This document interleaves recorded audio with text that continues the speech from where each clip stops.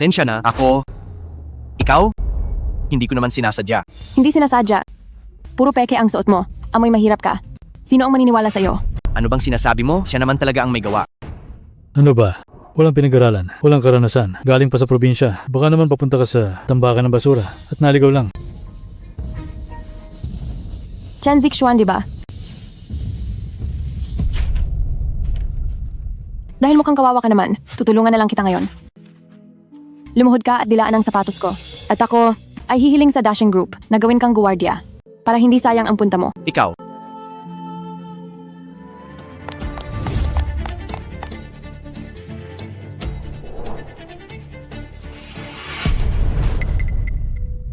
Chen Zixuan.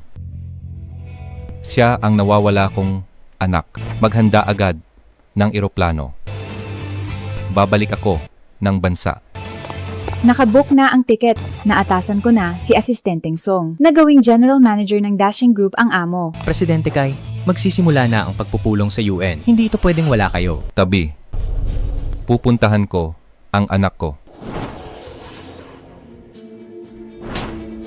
Bakit ka nakatingin? Dilaan mo na ang sapatos ko. Tama yan. Bagay yan sa katayuan mo. Anong ginagawa ninyo?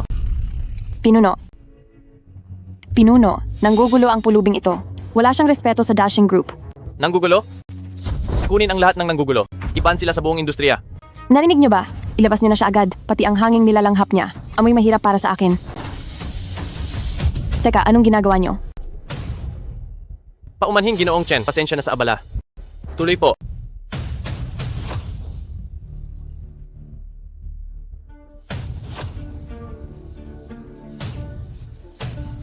Tuloy po.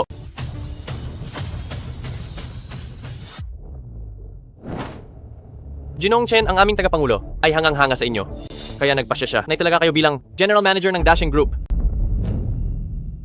Mga kababayan, magsaya tayo!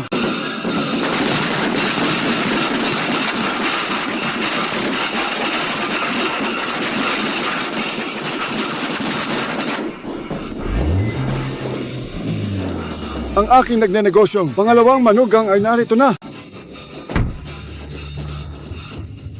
Papa, Mama, maligayang Mid-Autumn Festival! At ang aking sa bangko na manager na pangatlong manugang ay narito na. Papa, maligayang Mid-Autumn Festival! Maligaya rin, Papa, Mama. Maligayang Mid-Autumn Festival. Nagluto ang iyong ina ng maraming pagkain. Uwi na tayo para kumain. Kain na tayo! Tara na! Papa, Mama, hindi pa dumating si Zixuan. Bakit pa siya hihintayin? Isa lang siyang kahiya-hiyang manugang sa babae. Ituring niyo na siyang patay. Tara na!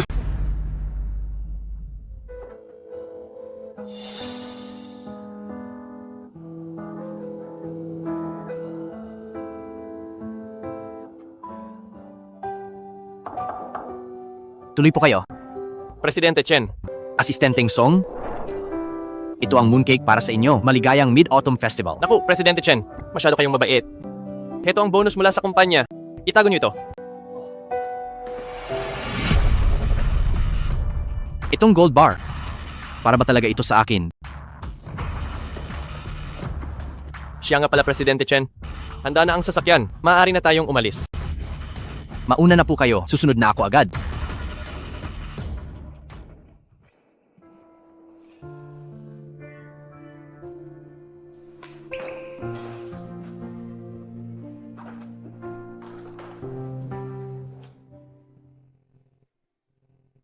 Isa para kay Papa. Isa para kay Mama. Isa para sa pangalawang kapatid na babae. Isa para sa pangatlong kapatid. Isa para kay Mengki. Isa para kay Xiaotong.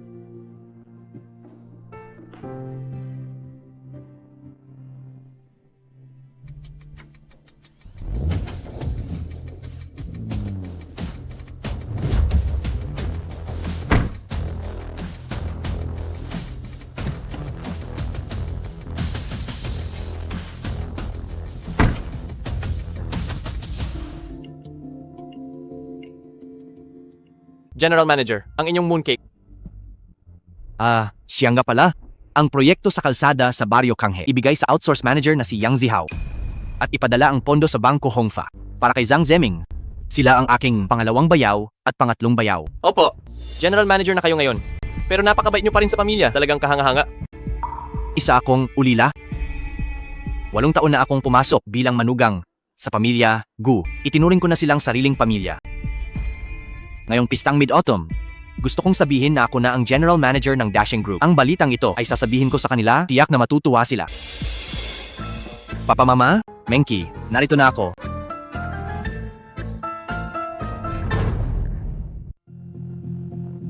Papa, Mama, nandito na po ako. Papa, sa wakas bumalik ka na. Mabait na Xiaotong. Anong nangyari sa'yo? Bakit ngayon ka lang dumating? Pasensya na po talaga, naantala ako dahil sa ilang bagay. Sana ay hindi magalit sina Papa at Mama, pati na rin ang mga kapatid at bayaw ko. Ikaw na nakikitira lang? Ano pa bang pwedeng makaabala sa'yo? Naku, bayaw. Tingnan mo ang pawis mo. Alam ko, kung gaano ka nagmadali. Ay naku, bayaw. Ang binti mo, hindi naman ba nabali? Mukhang tao lang sa suot na suit, baka naman pati pamasahe mo. Ginamit mo lang pamparenta niyan para magyabang. Panganay na bayaw, upo ka na at kumain tayo. Pamilya naman tayo rito. Sige, upo. Papa, Mama, ito po ang inihanda kong regalo. Sana ay magustuhan ninyo. Dahil lang sa pagbili ng mooncake na to, kaya ka nahuli. Opo, Chen Zexuan, akala mo ba maloloko mo kami? Anong klaseng mooncake to? Mukhang 200 piso lang to. Ito ba ang sinasabi mong regalo? Tama si Mama? Tingnan nyo na lang ang regalo namin ng pangalawang bayaw. Mama, tingnan mo. Ito ay isang napakagandang mamahaling jade na pulseras. Bagay na bagay po ito sa inyo, kaya binili ko agad para sa inyo. Sige, talagang napakabait ng pangalawang manugang. Papa, itong imahing agate na to, sabi nila ay kontramalas at pang-alismalas. Mabuti rin ito sa puso kapag suot. Ipinadala ko pa ito sa kaibigan ko, galing pa sa ibang bansa para sa inyo. Ang ganda ng regalo ng pangatlong manugang. Hindi katulad ng iba riyan. Nabulok na mooncake lang ang dala. Nakakahiya naman. Papa, Mama, hindi naging maingat si Zixuan, kaya nagalit kayong dalawa. sandali, wag niyo munang itago. Papa, hindi ito mooncake. Ito ay ginto. Kung isang kahon ito ng ginto, sigurado nga asenso ka na. Paano ka naman magiging isang nakikitirang manugang ng pamilya Gu? Pangalawang kapatid na babae. Hindi ako nagsisinungaling. Totoong ginto ang laman ito?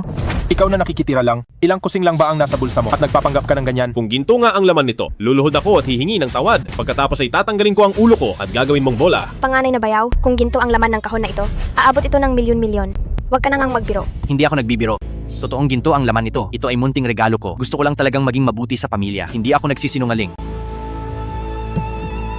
Ikaw na mahirap, paano ka makakapagregalo ng ginto?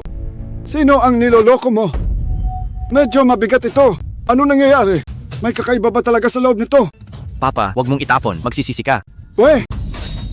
Mukhang napakabigat ng regalong ito. Naniniwala ako sa sinabi ni panganay na bayaw. Siguradong ginto ang nasa loob. Nako, paano namang mangyayari iyon? Paano magiging ginto yan? Hindi lang sinasadya ni Papa na mapilay ang kamay niya. Totoong ginto ang nasa loob. Kung hindi kayo naniniwala, buksan nyo. Hanggang ngayon ay matigas pa rin ang ulo mo. Ginagawa mo ba kaming tanga?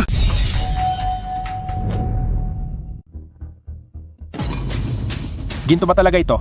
Tingnan nyo, sabi ko na hindi tayo niloko ng panganay na bayaw. Imposible. Buksan nyo at tingnan.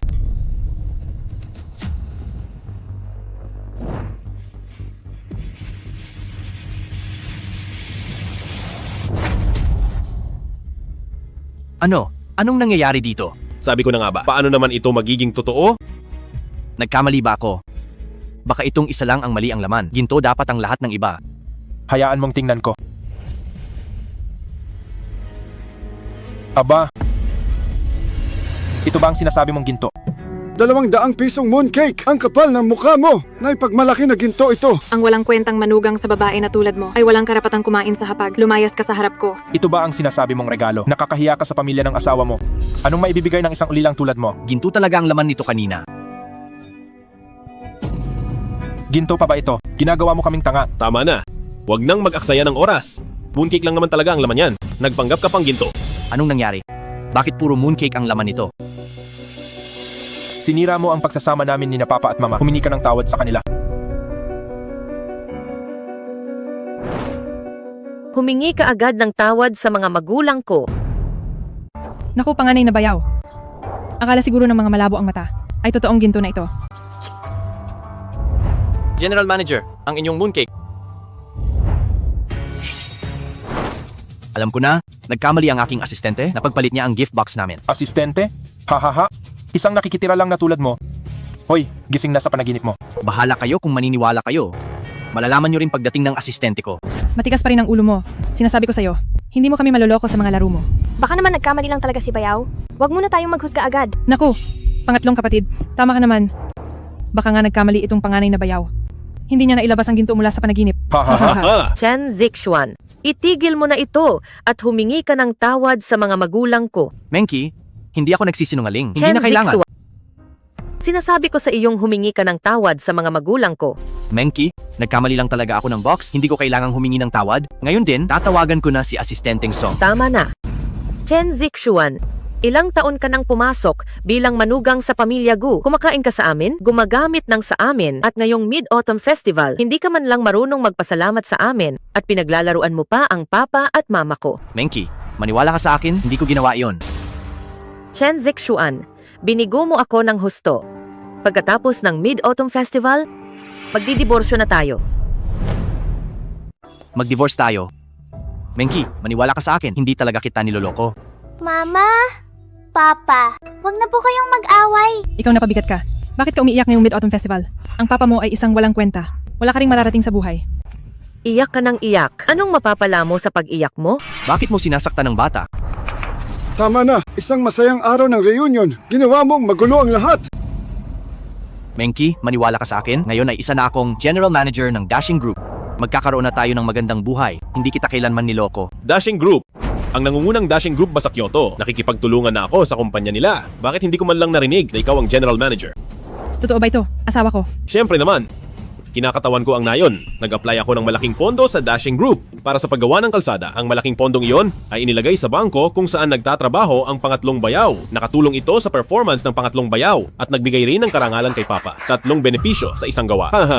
Ako ang nag-ayos ng proyekto sa kalsada. Ang paglipat ng pera sa bangko ng pangatlong bayaw ay iniutos ko rin sa kanila. Anong kinalaman mo rito? Hoy, panganay na Bayaw. Hindi ka pa naman nakakainom, pero kung ano-ano na ang sinasabi mo.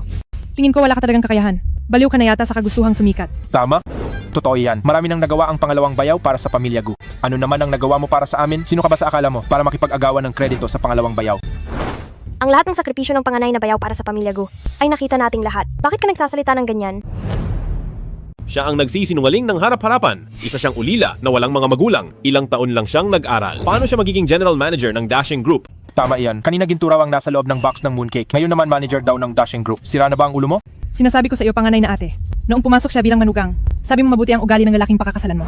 Masipag at matiyaga siya. Sabi mo pa ay magtatagumpay siya balang araw. At may magagawa para sa ating pamilya Gu. Pero ano ang nangyari? Ang resulta ay simula nang pumasok ang manugang sa babae na ito. Ang negosyo natin ay palala ng palala araw-araw. Pati ang pabrika ng 3 henerasyon ay nagsara na. Kasalanan nitong lahat ng malas na taong ito. Tingnan mo ang itsura niyang hampas lupa. Walang kakayahan at walang silbi. Wala ring koneksyon sa ibang tao. Alam lang ay tumambay sa bahay natin para makikain. Isa lang siyang walang kwentang basura. Tama si Mama. Tingnan nyo. Ang itsura niyang duwag at mahina. Isa talaga siyang malas na tao. Nagdadala ng malas kahit saan pumunta. Kasalanan mo kung bakit naging ganito ang pamilya natin. Para sa akin isa lang siyang mayabang na walang laman ng utak. General Manager pa raw siya. Siguradong may ginawa siyang masama o mga bagay na hindi maganda sa labas at bumalik dito para lokohin tayo. Tama na. Ako si Chen Zixuan at malinis ang dangal ko. Ginawa ko ang lahat para sa pamilyang ito. Wala akong sala at malinis ang konsensya ko. Pero kayo, tambay lang kayo araw-araw. At nagagawa niyo pang magsalita ng kung ano-ano rito. Papa at Mama, bago pa dumating ang Bayaw sa pamilya natin, bagsak na talaga ang negosyo natin noon pa. Kahit wala pa si Bayaw rito, magsasara pa rin talaga ang pabrika. Tumahimik kang tanga. Wala kang utak na bata ka. Isa kang traidor sa pamilya. Gu Kyuyuan, nandito pa ako. Nakikipaglandian ka pa sa kanya. Ano na lang ang tingin mo sa akin? Tama na? Tama ang pangalawang kapatid na babae bilang panganay na ate ng pamilya Gu. Hindi ko napamahalaan at naalagaan ng mabuti ang pamilya Gu. Kasalanan ko ang lahat ng ito. Ako ang makasalanan sa pamilya Gu. Tama na. Huwag na mag-aksaya ng oras. Huwag hayaang ang manugang sa babae na ito ay makaantala sa oras ng alay sa buwan. Tara! Lagot ka sa akin pag-uwi.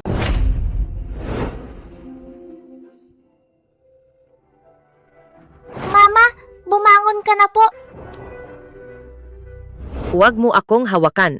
Menki, maraming taon na tayong magkasama. Hindi mo pa ba ako kilala? Bakit kailangan mo pa ring magsinungaling? Tayo-tayo lang namang pamilya rito. Bakit ang tigas pa rin ang ulo mo? Hindi kita niloloko. Ako ay... Chen Zixuan. Pagkatapos ng Mid-Autumn Festival na ito, pupunta tayo sa Civil Affairs Bureau para mag-divorce. Mapupunta sa akin si Xiao Tong.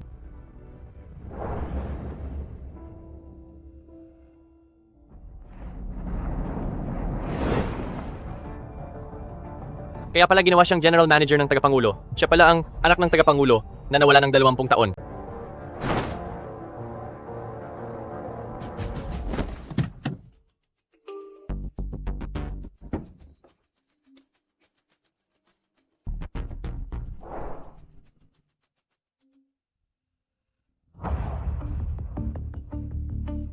Fugi, matagal na tayong hindi nagkita. Nako, pinsan, napaka-busy mo. Bakit ka napadalo sa amin ngayon? Tingnan mo muna ito. Ano ito? Itong unang piraso ay impormasyon tungkol sa anak ng tagapangulo ng Dashing Group na si Presidente Kai na matagal nang nawawala. At ay ang impormasyon ng mga miyembro ng pamilyang kinabibilangan niya ngayon. Kunin mo itong mooncake. Makipag-ugnayan ka muna sa kanila para ihanda ang iyong kinabukasan. Ako? Nako, pinsan. Maraming salamat talaga rito. Magpinsan tayo. Tutulungan kita kapag kailangan mo ng tulong. Sige, aalis na ako. Ihahatid na kita sa labas. Ihahatid na kita. Tara na. Huwag na. Sige. Pinsan, mag-ingat ka ha. Ingat sa pagmamaneho. Gudan, akin na ang folder na iyan. Naku, hindi ko akalain na ang manugang sa babae ng kapitan ng baryo ay anak pala ng pinakamayaman. Kailangan kong pumunta roon. Tara.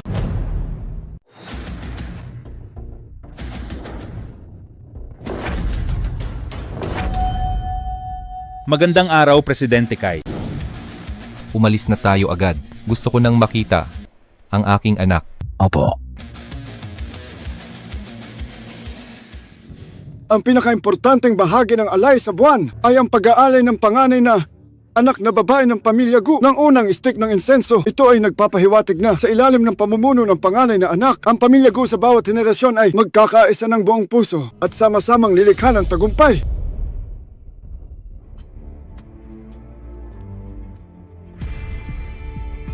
Sandali lang. Panganay na ate, wala kang karapatang mag-unang alay. Nagpakasal ka sa isang walang kwentang manugang sa babae. Sinira mo ang dangal ng pamilya Gu at may kapal pa ng mukha na pumunta rito. Nakakairita ka sa paningin. Tama na yan. Nitong mga nakaraang taon, alam niyo ba kung gaano kalaki ang sinakripisyo ni Menki para sa pamilyang ito? Sakripisyo. Naghanap siya ng isang basurang tulad mo. At yan ang tinatawag mong sakripisyo. Pangalawang kapatid na babae, bakit ka ba nagiging ganyan kawalang katuwiran? Pangalawang ate at pangalawang bayaw. Huwag naman kayong sumobra. Hindi rin madali ang pinagdadaanan ni na panganay na ate. Ano bang alam mo? May karapatan ka bang magsalita rito? Tumigil na kayong lahat. Nakakahiya ang ginagawa nyo. Papa, si panganay na ate ay walang karapatang mag-unang alay na ito. Kung ganoon, sino sa tingin mo ang dapat mag-unang alay? Siyempre, dapat ay ako. Dahil napakawalang kwenta ni na panganay na ate at bayaw. Kaya dapat lang na ako na ang mag-unang alay. Ang unang alay para sa buwan ay dapat laging galing sa panganay na anak na babae. Pangalawang kapatid na babae, hindi tama na ikaw ang mag-alay nito. Magsasabi na ako ng totoo. Kahit ikaw ang panganay na anak na babae ng pamilya Gu at matalino ka noong bata ka pa, sina papa at mama ay may malaking tiwala sa iyo. Tama, ang unang alay ay dapat ibigay ng panganay na ate. Pero kumuha ka ng isang walang kwentang manugang. Pinapahiya mo lang ang ating pamilya Gu. Sinira mo ang swerte ng ating pamilya Gu. Inubos mo ang lahat ng ating kapalaran. Isa kang malaking makasalanan sa pamilya Gu.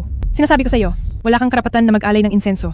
Ang pagbagsak ng pamilya Gu ay tila walang kinalaman sa akin. Nitong mga nakaraang taon ang pabrika ng pamilya Gu, ang pera ng pamilya Gu ay dahil sa iyo. Pangalawang kapatid na babae, pangalawang bayaw, at pati na rin ang pangatlong bayaw. Unti-unti ninyong inubos ang lahat ng ito. Ikaw na isang walang kwentang manugang ng pamilya Gu. Subukan mong magsalita pa ng isa. Kayo ang may kupit sa bulsa at nagwaldas ng pera. Kaya naghirap ang pamilya Gu. Pero ako, ang tanging hangad ko lang ay maging buhay muli ang pabrika ng pamilya Gu. Binigay ko ang lahat ng pagod at puso ko. Pero wala man lang akong narinig na maganda sa inyo. Anong kalokohan ang pinagsasabi mo riyan? Noong naging general manager ako ng Dashing Group, ang unang inisip ko ay kung paano aalagaan ang pamilya Gu. Pero kayo, walang awa ninyo akong hinihiya. Kayo ang nagpabagsak sa pamilya Gu.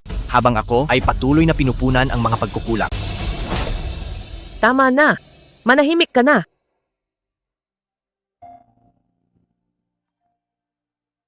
Ibibigay ko na ang unang alay na ito. Menki, Si Xiaoqing muna ang mag-aalay. Pagkatapos ay si Qiu Yuan. At ako ang huli.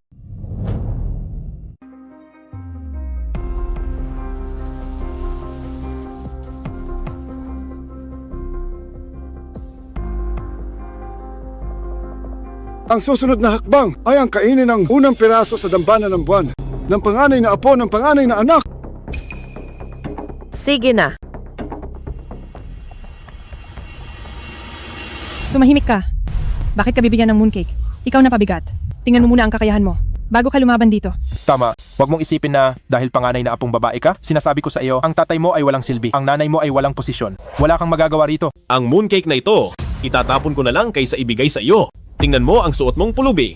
Alice, hindi ka karapat-dapat sa dambana ng buwan. Puro ka iyak. Buong araw ka na lang iyak ng iyak. Sinasabi ko sa iyo, walang para sa iyo sa pamilya Gu. Sabi sa tradisyon ng panganay na babae ang mag-aalay. Ang panganay na apong babae ang kakain ng unang mooncake. Iyan ang batas. Sisirain ko ang batas na iyan ngayon. Ang tatay mo ay isang walang kwenta. Walang ginagawa kundi magyabang. Ang nanay mo ay walang kwenta rin. Sa dalawang walang kwenta na iyan, gusto niyo pang ibangon ang pamilya Gu. Sinasabi ko sa iyo, wala kang karapatang kumain nito. Ang daldal mo ah. Umalis ka sa harap ko. Ikaw, Sinasabi ko sa iyo, ang unang kagat ng mooncake ay dapat sa anak ko muna. Halika anak, kainin mo ito. Mabait na apo. Anong nangyari? Mabait na apo. Dadalhin ka ni Lola para uminom. Dadalhin ko siya para uminom. Tumabi kayo. anong ginagawa nyo? Mga nakatatanda kayo sa kanya. Bakit nyo inaapi si Xiaotong? Isa kang nakikitirang manugang ng pamilya Gu. Wala kang karapatang magsalita rito. Hindi pa kayo hiwalay, di ba? Kaya manugang ka pa rin namin. Dahil ginulo mo ang aming seremonya sa buwan, parurusahan kita gamit ang batas ng pamilya. Huwag nang maraming salita. Kunin na agad ang latigo. Sasabihin ko sa iyo, aso ka lang ng aming pamilya Gu. Kung pinapunta ka namin sa silangan, huwag kang pupunta sa kanluran. Gawin mo lang ang lahat ng iuutos namin. Isa kang manugang sa babae. Ginulo mo ang aming pamilya, Gu. Dapat kang paluin ang batas ng pamilya. Anong karapatan ninyong parusahan ako? Binigay ko ang lahat para sa pamilya Gu. Pero ako pa ang sinisisi ninyo. Kayong lahat ay mga walang utang na loob. Lakas ng loob mong tawagin kaming ganyan. Hawakan niyo siya. Anong ginagawa ninyo? Hindi mo deserve ang magandang suit na iyan. Hubarin mo iyan. Hubarin mo iyan ngayon din. Huwag kang gagalaw. Papa,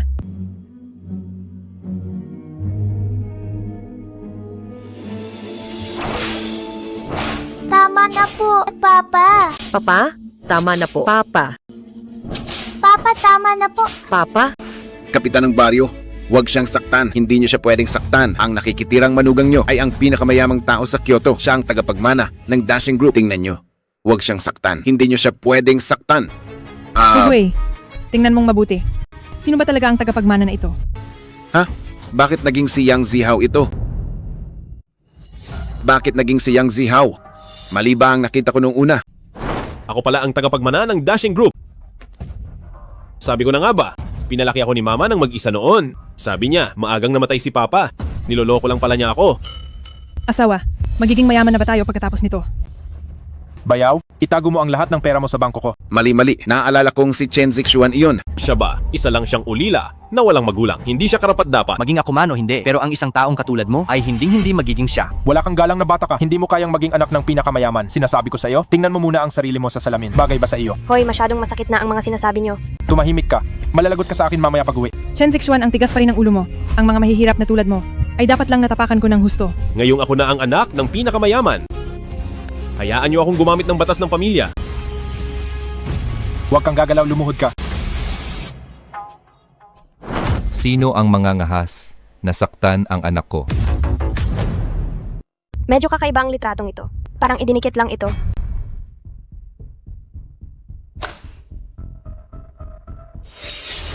Bakit litrato ko ang narito? Bakit si Chen Zixuan ang nasa litratong ito? Bakit biglang lumitaw ang litrato mo rito?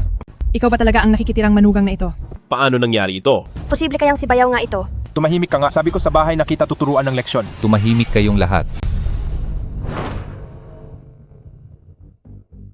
Hindi ko hahayaang ang anak ko ay bastusin ninyo ng ganyan. Hoy matanda, sino ka ba sa akala mo? Oo nga, sino ka bang hayop ka? May karapatan ka bang magsalita rito? Hoy matanda, huwag kang magpatawa. Sino ba rito ang anak mo? Tama na.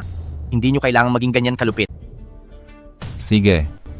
Dahil gusto ninyong malaman kung sino ako, sasabihin ko sa inyo.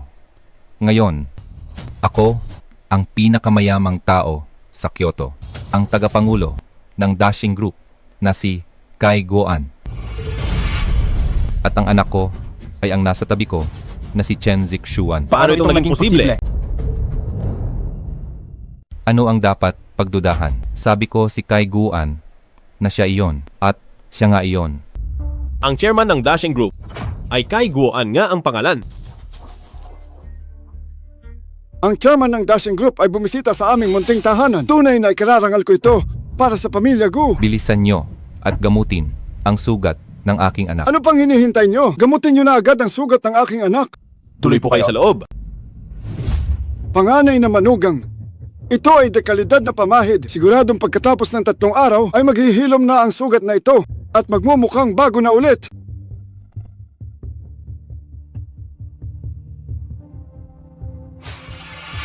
Ang lakas ng loob nyo. Talagang binugbog nyo ang aking anak ng ganito. Chairman, pasensya na po, Chairman. Hindi ko po alam na siya ay inyong anak, kaya medyo napalakas ang aming kamay. Humihingi po ako ng paumanhin. Tama, Chairman. Itong si Chen Zixuan ay maraming taon nang walang magulang, tapos biglang may lilitaw na pinakamayaman na papa. Sino ang maniniwala rito? Hindi po, Chairman. Tingnan niyo po, nakaluhod na kami, kaya ang ating pagtutulungan ay hindi naman siguro maaapektuhan. Hindi ako ang makikipagtulungan sa inyo, kundi ang aking anak. Ako nga iyon, sa oras na maging general manager ako ng Dashing Group, ay uutusan ko silang makipagtulungan sa inyo. Narinig nyo ba? Buong puso kayong pinakitunguhan ng aking anak. Pero paano nyo siya tinrato? Tagapangulo, patawad po. Naging bulag po ako dahil po ito lahat sa kanya. Sabi niya siya ang anak niyo. Naniwala lang po ako sa kanya. Kaya nagawa ko ang mga pasaway na bagay na ito. Hindi, Biyenan, paano nyo nasasabi yan? At saka, kayo naman talaga ang nanakit. Wala akong balak saktan ng panganay na manugang. Ikaw ang nag-udyok sa akin na gawin yon. Biyenan, hindi naman yata tama yan. Mula simula hanggang dulo, hindi ba't kayo? Ang pasimuno, kayo ang laging malamig ang pakikitungo sa panganay na bayaw. Tama, Tagapangulo, lahat ng ito ay udyok ni Zhang Zeming. Anong kinalaman ko rito? Ang pangalawang ate, ang kumain ng mooncake ng panganay na ate. Kaya nangyari ang lahat ng ito. Bilis! Tagapangulo, hindi ko dapat kinain ang mooncake ng panganay na ate. Kasalanan ng bibig ko. Ate, ibabalik ko na ito sa iyo. Mapapatawad mo ba ako? Kainin mo na lang yan mag-isa.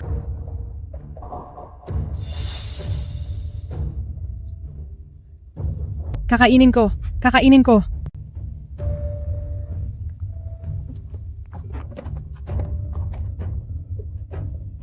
Ate,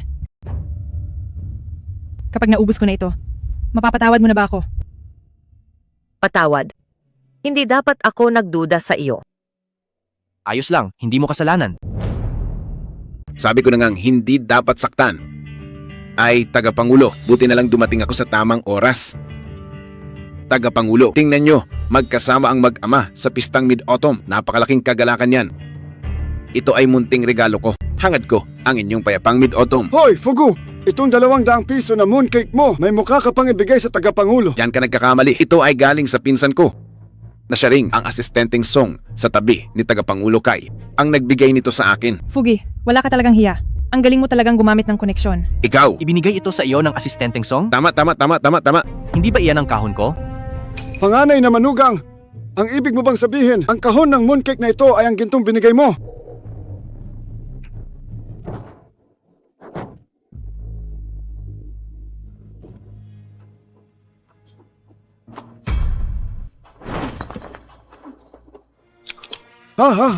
Ginto! Ito ay totoong ginto. Lahat.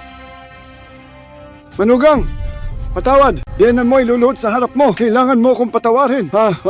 Ay nako, bayaw.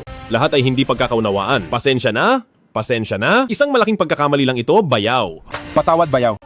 Ngayon ay ang pistang Mid-Autumn. Kalimutan na natin. Pamilya naman tayo. Napakabait talaga ni bayaw. Lahat ng ito ay bigay ng panganay na manugang ko. Ibalik niyo sa akin.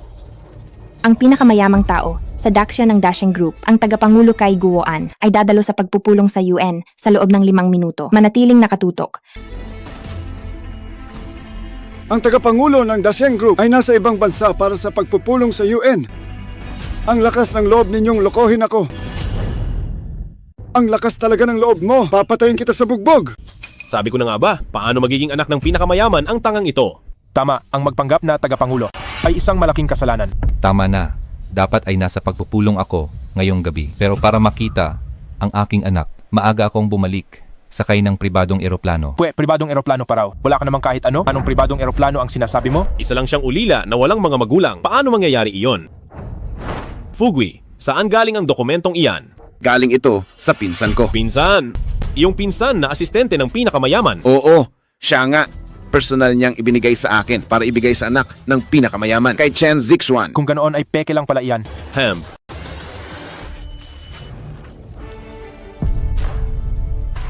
Dalawang manloloko. Hemp, Chen Zixuan, gumagaling ka na. Ha? Nakuha mo pang maghanap ng arte para sa iyo. Huwag muna kayong humusga agad. Paano kung totoo pala ito? Paano magiging totoo yan? Masyadong malambot ang puso mo. Wala ka talagang alam. Manahimik ka na nga. Hindi mo ba narinig sa balita kanina na ang totoong Presidente Kai ay nasa pagpupulong sa UN? Lakas ng loob mong ipagtanggol ang manugang sa babae na ito. Papatayin talaga kita sa bugbog. Sinasabi ko sa iyo, panganay na ate. Itigil mo na ang pangarap mong maging mayaman. Gumising ka na. Nananaginip ka. Nananaginip ka, Asistenteng Song. Binibigyan kita ng 10 minuto para magdala ng tao sa pamilya Gu. Ang tagapangulo ito. Hindi ba dapat ang tagapangulo ay nasa pagpupulong sa UN ngayon? Bakit bigla niya akong pinapunta sa bahay ni Gu Qiang? Ano bang nangyari? Bumalik tayo sa Baryo Gu. Hello, Asistenteng Song. Wang Li, magpadala agad ng tao sa Baryo Gu para makipagkita sa akin. Opo. Pumunta agad sa Baryo Gu para makipagkita kay Asistenteng Song. Opo.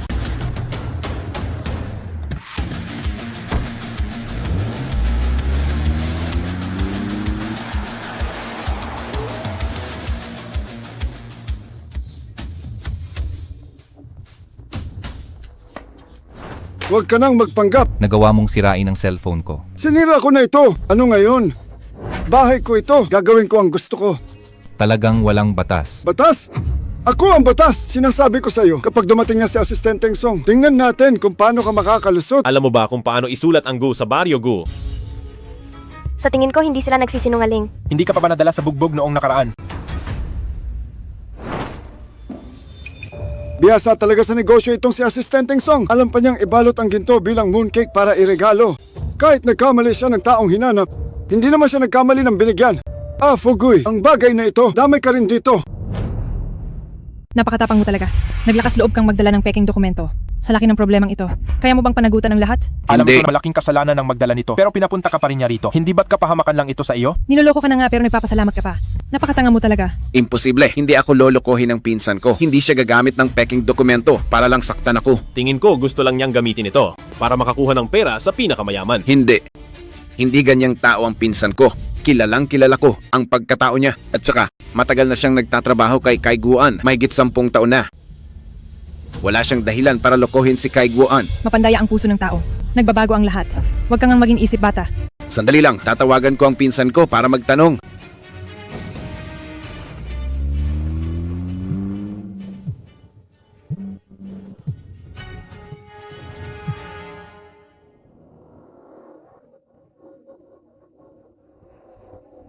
Hindi niya sinasagot ang tawag ko.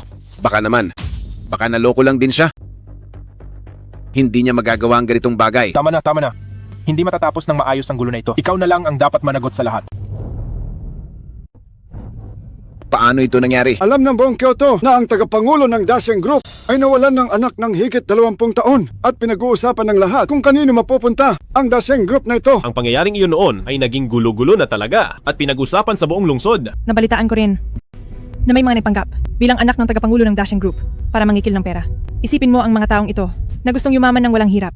Ano ang nangyari? Ang resulta ay isa-isa silang nakulong. Ang kasakiman na ito ay nakakagalit. Akala nila makakakuha sila ng yaman sa ganoon. Pero hindi nila alam na ang batas ay walang pinalalampas. Kapitan ng baryo, hindi ako magagawang saktan ng pinsan ko. Siguradong may pagkakamali lang dito. Lahat ng ito ay maling akala. Anong silbi ng mga sinasabi mo ngayon? Ang katotohanan ay nasa harap na natin. Ang mga ebidensyang ito ay sapat na para ipakulong ang matandang hukluban kasama si Chen Zixuan. At pati ang nagdala ng peking dokumento. Hindi ka rin makakatakas. Wag. Kayong tatlo ay dapat makulong. Magsitigil na kayong lahat. Kayo ang dapat na makulong. Asawa, humingi ka muna ng tawad sa papa at mama. Huwag mo nang palakihin ang gulo. Menki, ilang taon na tayong kasal. Hindi mo pa rin ba ako kilala? Asawa, humingi ka na lang ng tawad ngayong Mid-Autumn Festival. Hindi dapat masira ang pamilya natin. Hindi maaari. Wala akong ginawang mali. Bakit ako hihingi ng tawad? Sige, dahil ayaw mong aminin ang mali mo, gagamitin ko ang mga ebidensyang ito para ipakulong kayong tatlo. Wag po, Kapitan ng baryo. Talaga pong wala akong alam dito, Kapitan, sa usaping ito. Wala po akong kinalaman, Kapitan. Hindi niyo po ako pwedeng sisihin. Ang pinsan ko po, siya ang nagdawit sa akin. Huwag niyo po akong ipakulong kung may ikukulong man. Silang dalawa ang ipakulong niyo. Anong sabi mo? Bata, mag-isip ka muna bago ka magsalita. Buti naman at may isip ka na hindi kumampi sa dalawang yan. Sila ay mga manugang sa babae na walang magulang. Wala silang mararating sa buhay. Chen Zixuan, sasabihin ko sa iyo, huwag mong isiping anak ka ng pinakamayaman. Isa ka lang manugang sa babae. Tingnan mo muna ang sarili mo. Sa itsura mong yan na inutil. Wala kang kahit anong silbi. Puro ka lang kayabangan. Song Fugui. At ikaw rin. Ikaw na matandang hukluban sa tanda mong yan. Anong klaseng gising sa pangarap ang ginagawa mo? Kung may guni-guni ka, magpagamot ka na. Dahil sa inyo napahamak pa ako. Nabulagan lang talaga ako. Kaya kumampi ako sa inyong dalawa. Ikaw na walang utang na loob.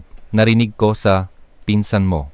Kung hindi ka niya kinupkop noon, matagal ka ng palaboy sa kalsada. Song Fugui, hindi dapat mawalan ng konsensya sa pagiging walang utang na loob mo. Balang araw ay kakarmahin ka rin. Karma? Pwe sa inyo. Tingnan nyo muna ang sasapitin nyo. Kayong dalawang malas sa natitirang buhay nyo. Mabulok kayo sa loob ng kulungan. Matandang hukluban. Mukhang tao lang sa suot mong suit.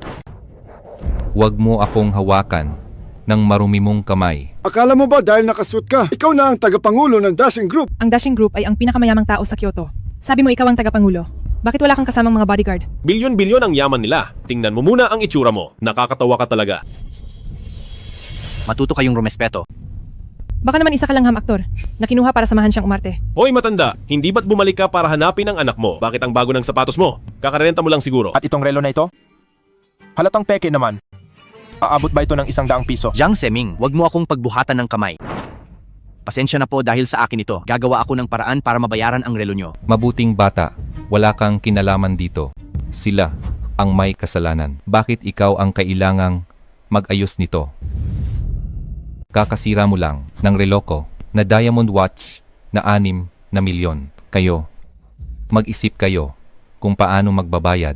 Kahit na ako si Kai Guoan ay walang pakialam sa 6 na milyon. Pero para sa mga taong tulad nyo, kahit na 100 piso lang ito, kailangan nyo pa ring bayaran. Anong relo ba? 6 na milyon? Sabihin mo na lang kung lolokohin mo kami. Saan naman may relong 6 na milyon? Isang sirang relo lang yan. Baka nirentahan mo lang yan para perahan kami. Matanda ang galing mong umarte. Galing ka ba sa teatro? 6 na milyon pa. Lokohin mo ang lelong mo. Sinearch ko lang, ang relong ito ay full diamond watch ng Tina. Nagkakahalaga ng 6 na milyon at 300,000. Go Kyuyuan, itiko mo yung bibig mo. Zhang Seming, napakabastos mo talaga. Wala kang respeto sa batas. Hoy matandang hukluban. Anong magagawa mo sa akin? 6 na milyon daw ang isang relo. Tingnan mo ako. Sa tingin mo ba naniniwala ako? Walang utang na loob. Malalagot ka sa mga ginagawa mo. Takot na takot ako. Nagsuot lang ng suit. Akala mo kung sino ka na? Tagapangulo ng Dashing Group? Hindi ako natatakot. Ikaw, napakawalang hiya mo talaga. Wala kang respeto sa batas. Hintayin mo ang parusa ng batas. Batas? Akala mo ba matatakot mo ako sa batas? Sinasabi ko sa iyo, hindi ako takot. Sa mga pagkakamaling ginawa mo, pagbabayarin kita ng mahal. Ako si Kai Guoan ay tumutupad sa sinasabi ko. Sigurado po ba kayong kayo ang aking ama? Kung nagkamali lang po kayo, umalis na po kayo agad.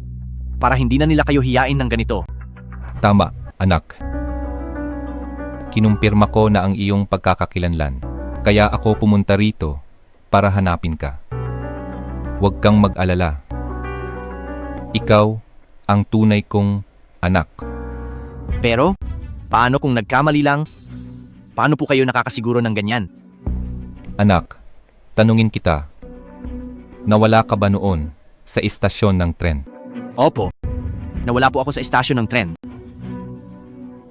Kung ganoon ay tama. Noon. Halikayo, tingin-tingin muna rito. May mga merienda at pagkain dito. Hello, anong gusto nyo? Anak, laro ka muna ng bola. Maya-maya, pagligpit natin ay uuwi na tayo. Ano pa ang gusto nyo? Ang soccer ball ko! Tanghulo. Candid Hoss. Bili na kayo ng tanghulo. Tanghulo. Ingat po kayo. Anak. Anak. Anak. Anak, nasaan ka na ba? Anak, huwag ka nang makipagtaguan kay Papa. Lumabas ka na. Anak, Anak, Tugma nga ang lugar? Pero, paano kung nagkamali lang? Nitong mga nakaraang taon, dumanas na ako ng sobrang daming kabiguan. hindi anak. Hindi ito maaaring maging nagkataon lang. Natatandaan mo ba ang soccer ball na iyon?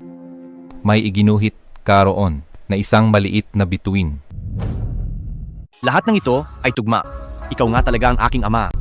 Oo anak, nitong mga nakaraang taon ay hinahanap kita at hindi ako sumuko kailanman. Papa, Sa wakas, nahanap na rin kita. Mula ngayon, ako na ang mag-aalaga sa iyo. Babawi ako sa lahat ng pagkukulang ko. Ay, nako, tama na. Pumunta kayo rito, hindi para panoorin ang drama ninyo. Tama. Panganay na bayaw. Palamunin ka lang sa aming pamilya, Gu. Sa loob ng 8 taon. Ngayong nahanap mo na ang tunay mong ama. Ibalik mo na ang pera sa amin. Oo nga, tama. 8 taon. Sabihin nating 200 kada taon. 2,500 sa 8. Kaya bayaran mo kami ng $25 milyong. Pangatlong bayaw. Masyadong maliit iyan. Hindi ba't may pabrika si Papa noon kung hindi dahil sa lalaking ito? Hindi sana tayo malulugi. Ang natira na lang sa atin ay ang pagiging kapitan ng baryo. Tama, dahil sa iyo ang lahat. Kung hindi dahil sa iyo, hindi sana ako magiging isang kapitan ng baryo na lang. Yung mga pabrika ko, bayaran mo ako ng $50 milyong. Papa, masyadong malaki naman ang hinihingi mo. Iyong mga pabrika natin, hindi naman ganoon kalaki ang halaga. Papa, bakit ang sakin mo naman? Kayong dalawa ay mga walang utang na loob. At ikaw rin. Kayong dalawa ay magkapares na manluloko. Ikaw na isang ulila at manugang sa babae. Naghanap ka pa ng kunwaring pinakamayaman na ama para makipagdrama sa iyo. Ginagawa niyo ba kaming mga tanga rito? Matagal kaming nawalay ni Zixuan. Ngayong araw lang kami nagkita. Pero kayo ay nandito at masyadong makulit. Sino ang nakakaalam kung nagplano ba kayo ng maaga para sadyang lokohin ang pamilya namin? Tama. Sa pamilya nyo, ano ang lolokohin? Sa bahay na ito ay kailanman hindi gumawa ng masama sa inyo. Ang kinita kong pera ay sapat na para sa 8 taon ng lahat ng gastos ko. Tungkol sa pabrika, hindi ko iyon kasalanan. Hindi ko iyan tatanggapin. Imposible. Nitong mga nakaraang taon, sa aming pamilya, Gu, maliit na pera lang iyon. At gusto mo nang burahin. Kayong dalawa ngayon, kapag walang pera, ay walang makakaalis. Kahit hindi ko alam kung ano ang dinanas ni Zixuan sa inyong tahanan. Ngunit mula ngayon, hindi ko hahayaan na siya ay muling maapi. Ang pera ay kahit 1 sentimo, hindi ko ibibigay sa inyong mga taong walang katuwiran. Huwag mong piliin ang mahirap na paraan. Tama na. Sa bahay na ito ay puno ng pang-aapi. Ngayong araw, aalis na ako kasama ang aking ama. At mula ngayon, wala na tayong ugnayan. Kayong dalawang manloloko. Sa tingin nyo ba ay makakaalis kayo? Yang Zihaw, nasisiraan ka na ba? Baliw na ngayong araw. Bubugbugin ko kayong dalawa? Anak, ayos ka lang ba? Ayos lang. Wala lang. Huwag silang saktan. Huwag silang saktan. Presidente Kai, ayos lang po ba kayo? Presidente Kai? Anak ba talaga siya ng pinakamayaman? Hindi. Ito. Hindi ba? Nasa nagkakaisang mga bansa ang presidente. Bakit siya napunta sa nayon natin? Ang tagapangulo ng Dashing Group, siya ay tinitingala ng napakaraming tao. Paanong naging siya iyon? Siya. Kung siya nga ang tagapangulo ng Dashing Group. Si Chen Zixuan. Si Chen Zixuan ang anak ng pinakamayaman. Mabutit, alam nyo na, kayong mga demonyo, sisiguraduhin kong mawawalan kayo ng trabaho. At ang buong kumpanya ay hindi na kayo tatanggapin. Kapag nawalan kami ng trabaho, tapos na kami.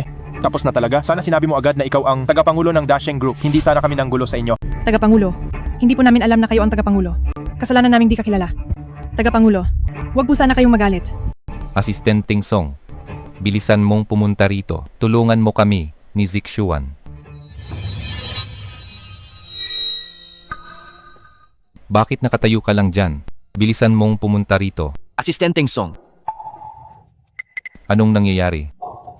Tingnan nyo, hindi siya pinapansin ni Asistenteng Song. Siguradong peke lang siya. Oo nga, Asistenteng Song. Baka nagkamali ka lang ng tingin. Dahil siya ang tagapangulo ng Dashing Group, siguradong may litrato siya sa internet. I-search natin para malaman. Ay, oo nga. I-search sa internet. Tama. I-search mo na ngayon. Mag-search kayo sa internet. Ngayon din, kapag nakita nyo na ang litrato ko, malalaman nyo kung gaano kayo kamali ang pagkakakilanlan ko ay hindi nyo dapat kinuwestiyon. Presidente Kai, nalito lang po kami sa mga balita, kaya po kami nakagawa nito sa inyo. Pagpasensyahan na po ninyo kami, patawarin niyo po ako. Presidente Kai, huwag niyo na kaming patulan. Hindi po namin to sinasadya. Maawa po kayo sa amin. Patawarin niyo po kami. Presidente Kai, isipin nyo na lang, natanga kami. Ginagawa lang namin ito para sa inyo. Para turuan ang nagpapanggap na kayo. Tama, nagkamali lang po kami ng tingin. Tingnan nyo, ito si Presidente Kai. May impormasyon tungkol sa kanya sa internet. Ngayon, alam nyo na kung gaano kayo kamali. Tingnan niyo ng mabuti. Ako ang nasa litratong iyan. Idilat nyo ang mga mata nyo at tingnan. Ako ang tagapangulo ng Dasheng Group.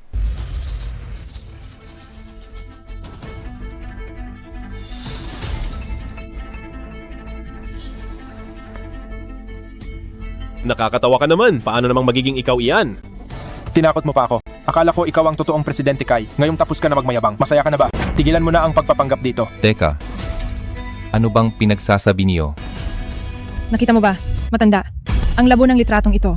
Mapapatunayan ba nito na ikaw ang pinakamayaman? Na naginip ka lang? Ano? Paano itong nangyari? Ako ang maghahanap. Siguradong mayroon sa internet ng litrato ng tagapangulo ng Dasheng Group. Bakit ganito? Wala man lang kahit isang litrato ng pinakamayaman sa buong internet. Anong nangyayari dito? Oo nga pala. Noong nakaraan, ay inutusan ko si Asistenteng Song na burahin ang lahat ng litrato ko sa internet. Kaya normal lang na wala akong litrato online. Asistenteng Song, sabihin mo sa kanila ng malakas ngayon, ako ba ang pinakamayaman na si Kai Guoan? Walang nakakaalam na ang taong nasa harap ko ay si Presidente Kai. Pagkakataon ko na ito. Dapat ko bang gawin ito para sa sarili kong interes? At pagtaksilan si Presidente Kai? Asistenteng Song. Pinipilit mo bang magsinungaling si Asistenteng Song para lang kilalanin ang pagkakakilanlan mo? Hindi ka man lang pinapansin ni Asistenteng Song. Isa kang impostor, nagpapanggap ka pa rin totoo. Sino bang tinatakot mo? Nandito ka lang para manloko. Itigil mo na ang pagpapanggap. Nakita nyo ba? Kahit si Asistenteng Song ay hindi ka kinikilala, ano pa ang pinapanggap mo? Itigil mo na ang pag-arte mo sa itsura mong yan. Ikaw ang pinakamayaman? Manloko ka ng iba? Kung ikaw ang pinakamayamang tao sa Daxia, hindi ako na ang pinakamayamang tao sa mundo. Sino bang niloloko mo? Sinasabi ko sa'yo, umamin ka na isa kang impostor. Ang totoong Presidente Kai, paano mangyayaring wala man lang siyang litrato? Ang dahilan mo ay masyadong pilit. Asistenteng Song, anong ginagawa mo? Bakit hindi ka pa nagsasalita? Hahaha! Si Asistenteng Song ay sadyang hindi mahilig magsalita. Subukan mo akong hawakan at titiyakin kong mamatay ka sa hirap. Tigil na yan. Asistenteng Song, ano pa bang ginagawa mo? Ayaw mo na ba sa trabahong ito? Alam mo ba ang magiging bunga nito? Hello? Asistenteng Song, malapit na tayo sa Baryo Gu. Nag-utos si Presidente Kai. Huwag na kayong tumuloy, bumalik na kayo. Para sa aking asawa, wala na akong ibang pagpipilian. Nagkamali ako kanina. Hindi ikaw si Presidente Kai? Isa kang mapagpanggap. Asistenteng Song, ano bang sinasabi mo? Ano ba talagang balak mo? Alam kong hindi kita pinabayaan kailanman. Posible bang may nag-utos sa iyo? Walang nag-utos sa akin. Ang sinasabi ko ay ang katotohanan. Kung mayroong kang lihim na hirap, maaari mo itong sabihin. Matutulungan kita. Ngayon, kung ilalayo mo kami rito at ipapaliwanag sa kanila ang lahat, pangako ko, kalimutan na ang lahat. Bibigyan kita ng malaking pabuya pagbalik. Huwag nang mag-aksaya ng lakas. Hindi ka naman nila pinapansin. Umaasa ka pa rin ililigtas ka nila. Akala mo ba talaga ikaw ang pinakamayaman? Nananaginip ka ng gising. Asistenteng Song, binigo mo talaga kami. Hindi dapat mawalan ng konsensya ang isang tao. Tumigil ka na dahil mga manloloko kayo. Gusto nyo pa rin magdahilan. Tingin ko ay hindi ito ganoon kasimple. Asistenteng Song, baka may hawak silang alas laban sa iyo. Sabi ko nang wala. Ako ang personal na asistente ni Presidente Kai. Hindi ako maaaring magkamali sa kanya. Asistenteng Song, bibigyan kita ng huling pagkakataon. Pagsisisihan mo ang ginagawa mong ito. Nagpapanggap ka pa rin. Ginagawa mo ba kaming tanga? Sinasabi mo pa rin ikaw ang pinakamayaman. Sa tingin ko, ay dalawa lang kayong payaso. Tigilan mo na ang pagpupumiglas. Akala mo ba maniniwala kami sa mga kasinungalingan nyo? Akala nyo ba ganoon kami kadaling maloko? Huwag ka nang managinip. Sino ka para magpanggap na Presidente Kai? May pabuya pa raw. Hindi mo ba nakikita kung ano ka ngayon at kung anong sitwasyon mo? Ang lakas pa ng loob mong magsalita. Nagpapanggap ka pang mukhang totoo. Masyado ka namang uto-uto. Nabisto na kayo ng lahat, umaarte pa rin kayo rito. Hay, ang mga mumurahing laro nyo. Akala nyo ba maluloko nyo ako? Sige na, ikulong na sila. Ako mismo ang magdadala sa kanila kay Presidente Kai para ang totoong Presidente Kai ang magparusa sa kanila. Babala sa lahat para wala nang mga has na magpanggap pa. Asistenteng Song, pagsisisihan mo ito. Walang magandang kahihinatnan ang ginagawa mong ito. Siguradong may hindi pagkakaintindihan dito, lalabas din ang katotohanan. Sa tingin ko, bagay sa'yo ang nangyayari. Huwag na kayong pumalag pa. Lalo lang kayong nagmumukhang guilty. Para sa akin, kailangan kontrolin muna silang dalawa para hindi na gumulo pa. Sa itsura nyo palang natalunan, nagawa nyo pang magpanggap na mag-amang Presidente Kai. Naghahanap lang kayo ng gulo. Tama, hindi natin sila pwedeng patakasin. Ang galing nyo pang magpanggap pero nabisto rin kayo, di ba? Akala nyo magagawa nyo ang panlilin lang. Hindi nyo inakalang mabubuko kayo agad. Ambisyoso ka talaga. Gusto nyo pang makalusot dito? Akala nyo ba ganoon kami kadaling maloko? Hulihin yon, dalawang yan! Anong balak ninyong gawin? Bitawan niyo ako.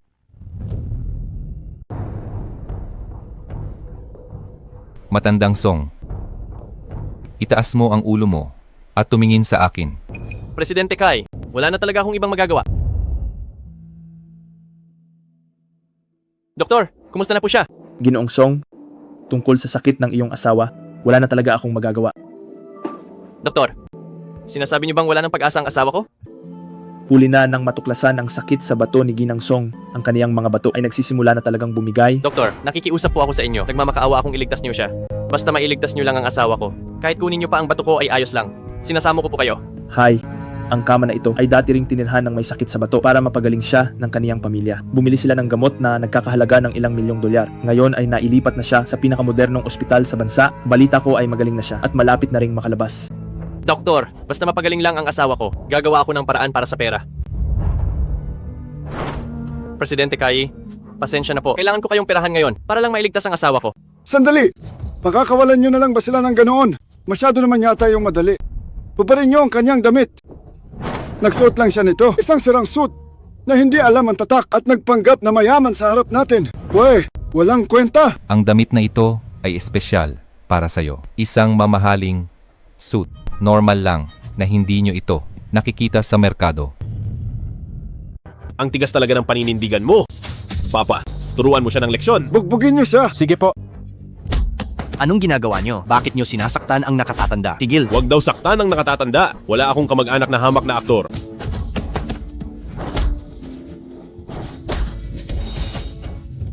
Tama na. Huwag nyo siyang patayin sa bugbog. Kailangan ko pa silang iharap kay Presidente Kai para matapos na ito. Papa, nakikiusap ako sa inyo. Mali si Zixuan na niloko niya ang lahat pero alang-alang sa pagsasama namin. Huwag niyo po siyang ibigay kay Presidente Kai dahil siguradong makukulong siya. Makukulong? Kasalanan niya iyan. Papa, sa loob ng maraming taon, maraming isinakripisyo si Zixuan para sa atin. Kahit wala siyang narating, nagpagod pa rin siya. Huwag ka nang maging makulit dito. Papa, nakikiusap ako. Sa tagal naming mag-asawa, kilalang kilala ko si Zixuan. Ngayon ay Mid-Autumn Festival. Pagpasensyahan na po ninyo sila, patawarin nyo na sila at hayaan na silang umalis. Hindi mo ba naiintindihan ang sinasabi? Pinapaalis ka na ni Papa. Pero ang kapal pa rin ng mukha mo. Traidor sa pamilya ka talaga. Lagi mo na lang kinakampihan ng ibang tao. Xiaoqing, nakikiusap ako sa iyo. Tulungan mo naman akong magsalita. Hindi ba ayaw mo naman sa posisyon ko bilang panganay na ate? Sige, mula ngayon ay hindi ko na gagamitin ang titulong panganay na ate. Sa pamilya Gu natin, ikaw na ang masusunod. Nako, panganay na ate. Hindi ba't ayaw mo itong ibigay sa akin noon? Bakit ngayon ay pumapayag ka na?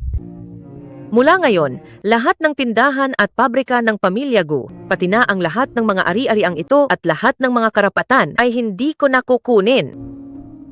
Papa, sumusumpa ako basta't mapatawad mo lang si Zixuan at bigyan si Zixuan ng pagkakataon ay magpapakabuti na siya talaga at babawi siya ng husto sa pamilya Gu. Basta't bigyan mo lang siya ng pagkakataon kahit gawin mo pa akong alipin, gagawin ko ang lahat ng gusto mo. Papa? Xiaoqing, alang-alang sa pagiging magkapatid natin, tulungan mo naman akong makiusap. Papa, bata pa lang ako ay tinuruan mo na ako na dapat ay maging mabait at maging mapagpatawad. Bakit hindi mo magawang bigyan ng isang pagkakataon si Zixuan? Siya ang tatay ni Xiao Utong at siya rin ang sandigan ko, Papa. Kapag nakulong siya, masisira ang pamilya natin, Papa. Menki, huwag kang magsalita ng ganyan. Nakikiusap lang ako na patawarin mo si Zixuan, huwag mo siyang ipakulong. Tumigil kayong dalawa sa pagiging kahiya-hiya rito. Hindi na ito mapag-uusapan pa. Papa, bakit napakalupit mo naman? Kahit na may pagkakamali si Zixuan, hindi naman sapat iyon para mamatay siya, Papa. Pangako ko, basta't bigyan mo lang siya ng pagkakataon, kahit gawin mo pa akong alipin, gagawin ko ang lahat ng gusto mo, ibibigay ko ang lahat para rito. Papa Lolo, nakikiusap po ako sa inyo. Pakawalan niyo na po ang papa ko. Huwag niyo po siyang ipakulong. Kahit na gusto nyo talagang parusahan si Zixuan, isipin nyo rin po ang aming pamilya at ang kinabukasan ng bata. Kapag may nakulong na malapit na kamag-anak, siguradong maaapektuhan nito ang kinabukasan ng sariling anak. Papa, mag-isip po kayong mabuti. Kahit na may maling nagawa si Bayaw nitong mga nakaraang taon, ay naging napakabait niya sa inyo ni Mama. Ayusin na lang natin ito ng pribado. Gokyo Yuan, bakit ka ba nagiging traidor sa pamilya? Ginagawa lang nila tayong tanga rito. Bakit hindi mo yon makita? At kinakampihan mo pa sila? Tama ka, Bayaw. Itong si pangatlong kapatid. Palaging kinakampihan si Bayaw. Ang mga hindi nakakaalam. Iisiping may gusto siya sa kanya. Hindi po, sa tingin ko lang ay pamilya tayong lahat. Hindi kailangang maging ganito. Takot kang maapektuhan ng pamilya at bata. Sige. Kung talagang takot kang maapektuhan sila, pirmahan mo na itong divorce papers. Mula ngayon, hindi ko na ituturing na nakikitirang manugang si Chen Zixuan. Tama. Paalisin na ang walang kwentang manugang na iyan. Bawat araw na nandito siya sa pamilya Gu, pinapahamak lang niya ang pamilya natin. Sa tatlong manugang ng pamilya Gu, siya ang pinakawalang kwenta sa lahat. Para sa akin, tama lang ang diborsyo. Hindi siya karapat-dapat na manugang. Isa lang siyang palamunin. Walang narating sa buhay. Ang alam lang ay kumuha ng pera ng pamilya Gu. Mama, ayaw ko pong magdiborsyo kayo ni Papa. Mama, ayaw ko pong maging batang walang tatay. Mama? Palaging mabuti sa akin si Zixuan at kailanman ay hindi niya ako niloko. Kahit na nagkamali siya sa pagkakataong ito, hindi ko siya basta-basta maiiwan.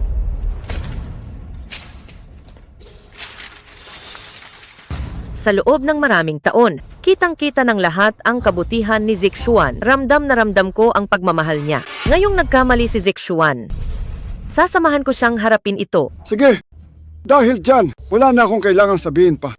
Kalad ka rin silang dalawa palabas.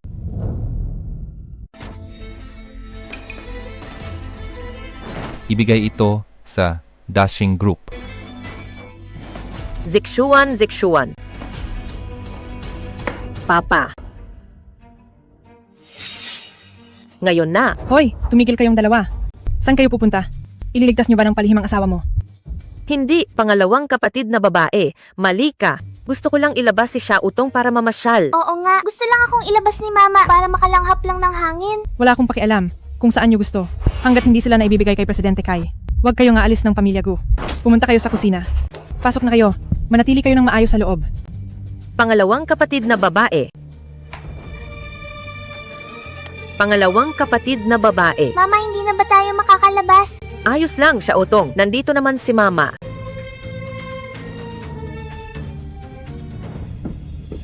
Panganay na ate? Panganay na ate? Hahanap ako ng paraan para makuha ang susi. Para mailigtas ko kayo.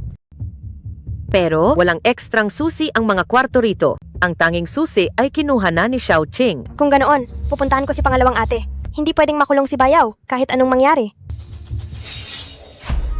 Pangatlong kapatid. Akala mo ba ay tanga ako? Gusto mong iligtas ang maginang iyan? Hindi mangyayari yan.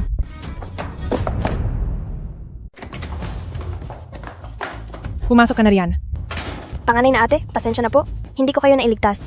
At pati ako ay nakulong din dito. Ayos lang iyon, pangatlong kapatid. Hindi mo ito kasalanan. Mag-isip tayo ng paraan. Siguradong makakalabas din tayo. Sandali, saan galing ang singsing na iyan? Ito ba? Ibinigay lang ito sa akin ng papa ni Zixuan. Sabi niya, dalhin ko lang ang singsing na ito sa Dashing Group at may magliligtas sa kanila. Pero sa tingin ko, panlilin lang ito. Tingnan mo ang laking hiyas nito.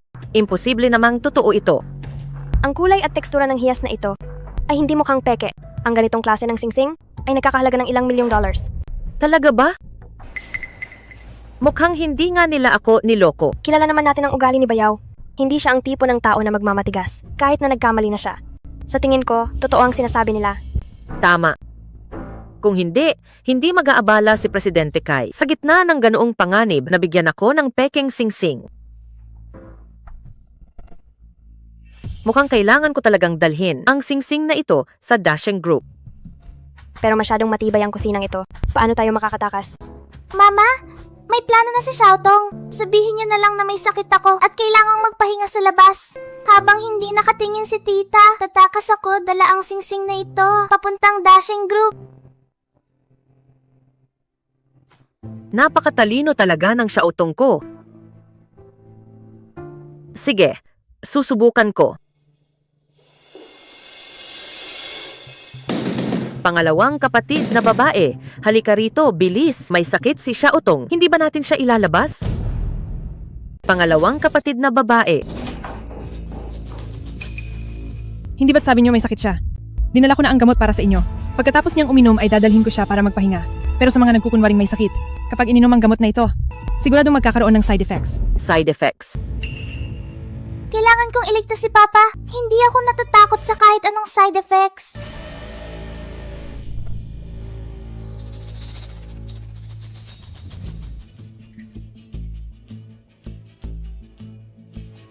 Sinasabi ko sa iyo, malaki ang tableta na ito.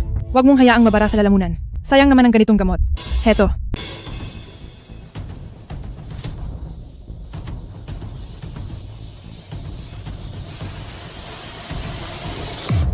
Hindi pwede Xiaotong.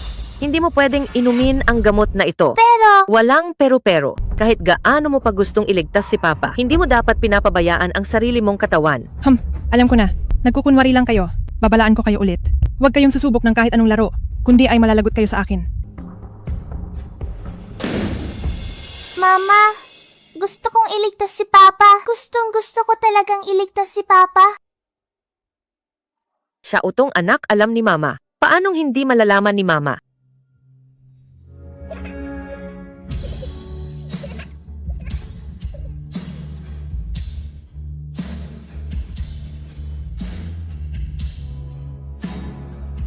Kasalanan ko ito kung pinigilan ko lang sana agad. Hindi sana aabot ang lahat sa ganito. Panganay na ate, hindi mo kasalanan. Mag-isip pa tayo ng ibang paraan. Siguradong maililigtas natin si Bayaw. Panganay na ate, tingnan mo.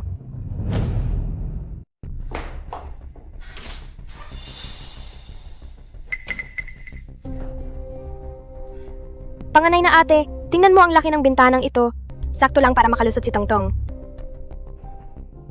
Tongtong, ito na lang ang tanging paraan para mailabas ang singsing na ito. Pero kung gagawin mo ito, kailangan mong mag-isang hanapin ang dashing group. Payag ka ba? Opo, gusto kong iligtas si Papa.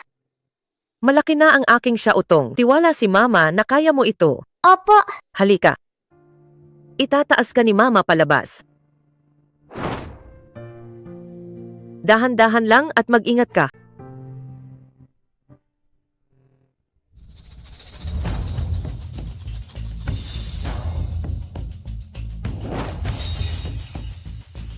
Kaya mo yan, Gusa Utong. Kailangang mailigtas si Papa.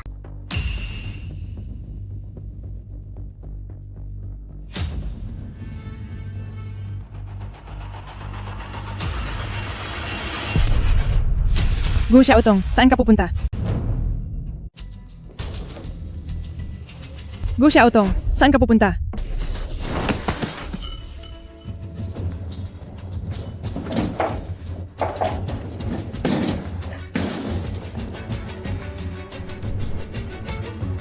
Gu Xiaotong, saan ka pupunta? Bitawan mo ako. Hahanapin ko ang Papa ko. Ang papa mo ay isang manloloko at nakikitirang manugang. Malapit na siyang makulong. Ang walang kwentang buhay niya ay hindi sulit iligtas. Ibigay mo sa akin ang hawak mo. Bitawan mo ako. Hindi man loloko ang Papa ko. Gusto mo ng gulo, di ba? Tongtong. Mama, Bitawan mo ako. Ayos ka lang ba, Tongtong? ayos lang. Bitawan mo ako. Kailan ba kayo titigil? Nakabalik na si Papa. Hinding-hindi niya kayo mapapatawad. Mama. Okay lang si Mama. Xiaotong, dalhin mo ang singsing sa dashing group. Naniniwala si Mama sa'yo. Siguradong maililigtas mo ang Papa mo. Mama! Bilis na. Hoy! Gu Xiaotong. Dahan-dahan lang, Tongtong.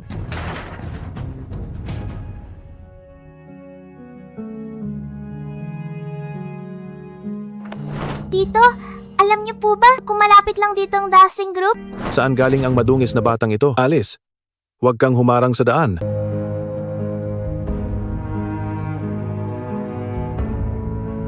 Mama, hindi ko mahanap ang dashing group. Anong gagawin ko? Naku bata, anong nangyari? Bakit ka umiiyak dito ng mag-isa? Tita, alam niyo po ba kung nasaan ang Dashing Group? Malapit lang dito ang Dashing Group. Lakad ka lang ng 200 metro at naroon na. Salamat po, tita. Walang anuman.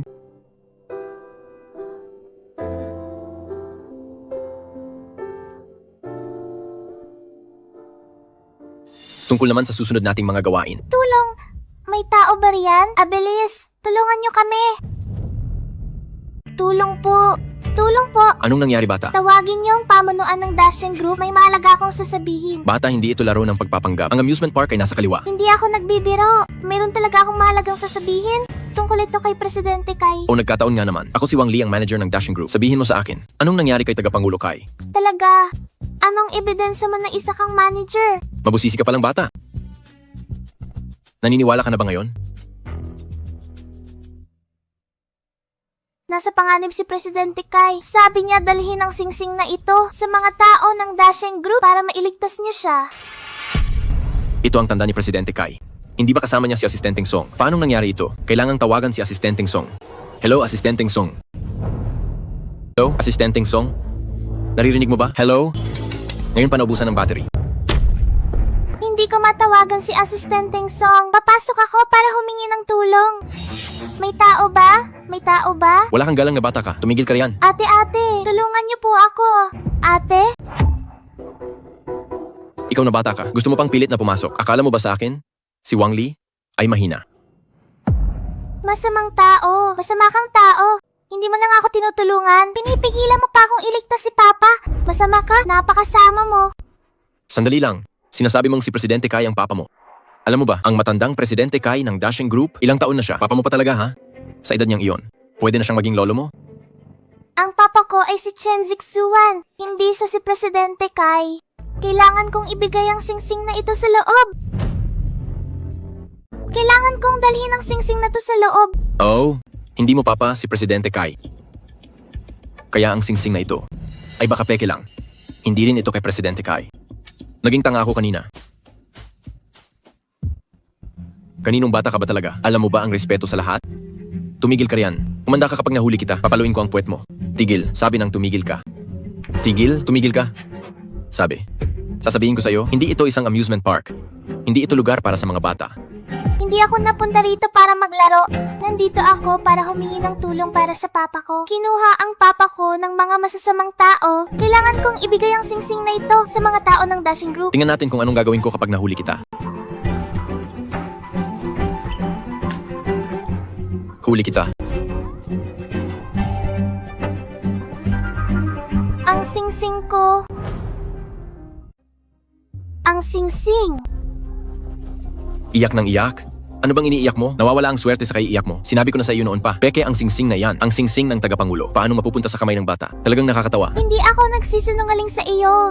Ito ay galing sa isang lolo na taga-Dashing Group na nagbigay nito sa akin. Ang sila ni Papa ay nakakulong sa pamilya ko. Bakit ayaw mo akong paniwalaan? Ay nako.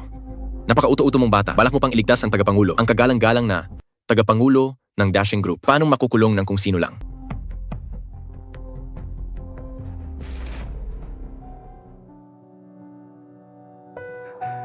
Hindi ko talaga akalain. Ang anak na gabit araw kong pinapangarap ay makikita ko sa ganitong kalagayan. Oo, bata pa lang ay ulila na ako. Madalas kong pinapangarap na balang araw, makahanap ko rin ang pamilya ko. At makakasama ko silang muli, pero hindi ko inasahan ang tagpong ito. Mabuti kang bata. Halatang halata naman, nitong mga nakaraang taon ay naghirap ka. Huli na ang pagdating ni Papa. Patawarin mo ako, anak. Hindi. Hindi iyon. Hindi ko lang inaasahan na ang tunay kong ama ay ang tagapangulo ng Dashing Group. Napakayaman. Para sa akin ay bagay lang yan. Ikaw, ang tanging anak namin ng ina mo. Ang tanging dahilan ng buhay ko. Kung hindi kita nahanap at hinayaan lang na maghirap sa kabilang buhay, paano ko pa haharapin ang iyong ina? Ngayong nagkasama na tayo sa ganito pa kailangang sitwasyon, kayo sa pamilya ko, wala akong boses. Wala talaga akong masabi. Anak, huwag kang mag-alala. Pinapunta ko na ang babaeng yan dala ang aking tanda sa Dashing Group. Minaltrato ka ng pamilya Gu. Pagbalik mo sa akin, hindi mo na kailangang manatili rito. Ang anak ni Kai Guoan pumasok bilang manugang sa pamilya Gu. Hahanapan ka ni Papa ng mayaman na mapagpipilian mo. Papa, kahit matapobre ang pamilya Gu, ang asawa kong si Menki ay laging tapat sa akin. Kaya ako pumasok bilang manugang.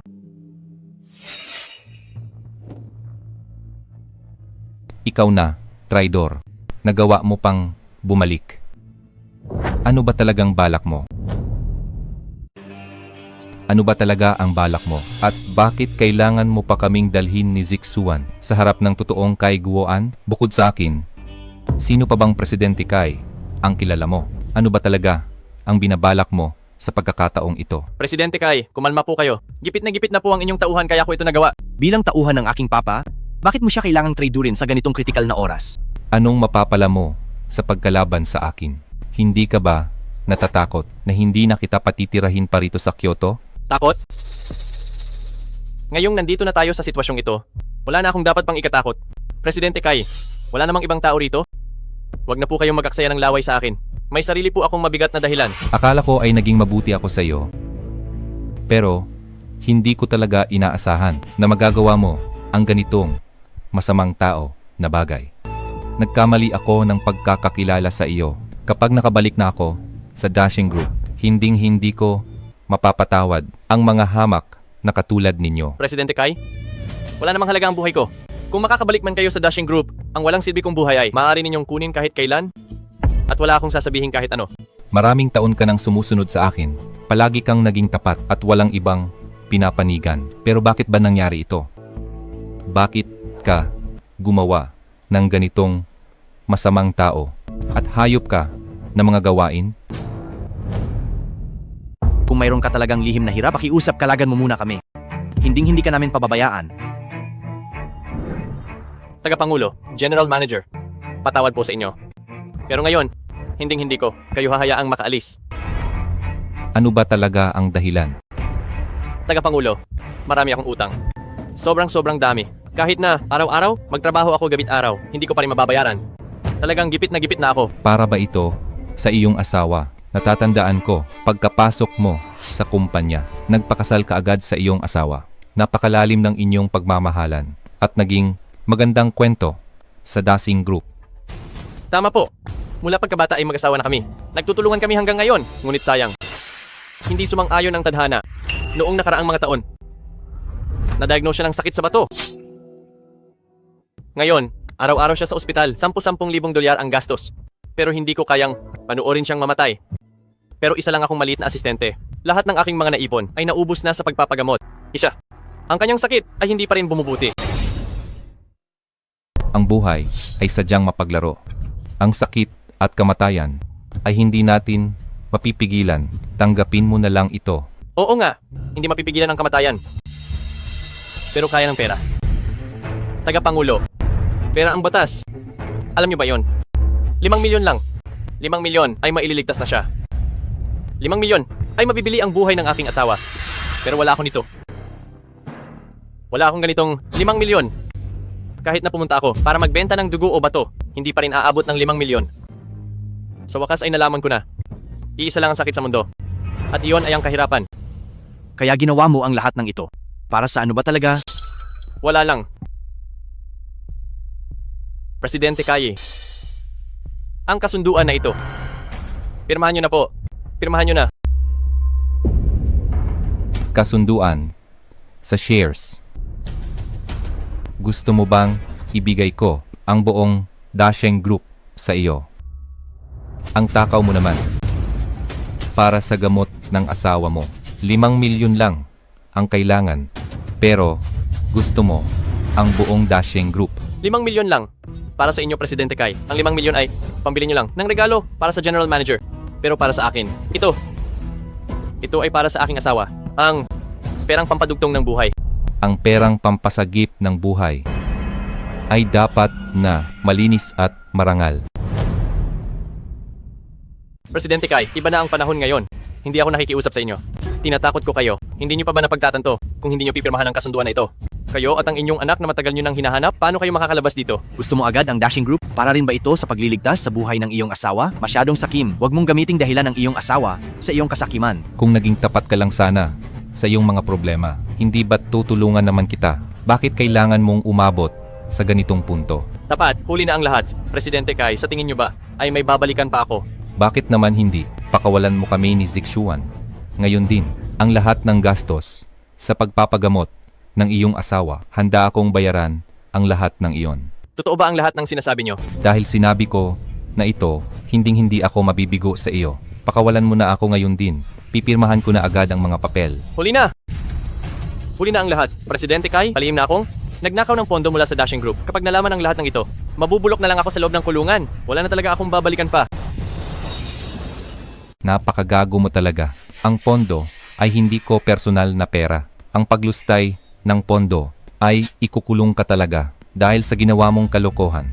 Kahit ako pa ang tagapangulo ng dashing group, hindi kita kayang protektahan. Dahil ginawa ko ito, hindi ako takot sa parusa. Wala akong pambayad sa inyo, kundi ang hamak kong buhay. Bakit ba napakatigas ng ulo mo? Gumawa ko ng masama, pero walang kasalanan ng aking asawa. Wala siyang alam sa lahat. Gusto ko lang siyang mabuhay ng maayos. Ang tao ay namamatay para sa pera. Gusto ko lang na sa kanyang kinabukasan ay mayroon siyang aasahan. Tungkol naman sa akin, Presidente Kai, basta pinirmahan niyo ito. Patayin niyo man ako, ay handa akong tanggapin. Kaya naman, itong kontrata sa shares.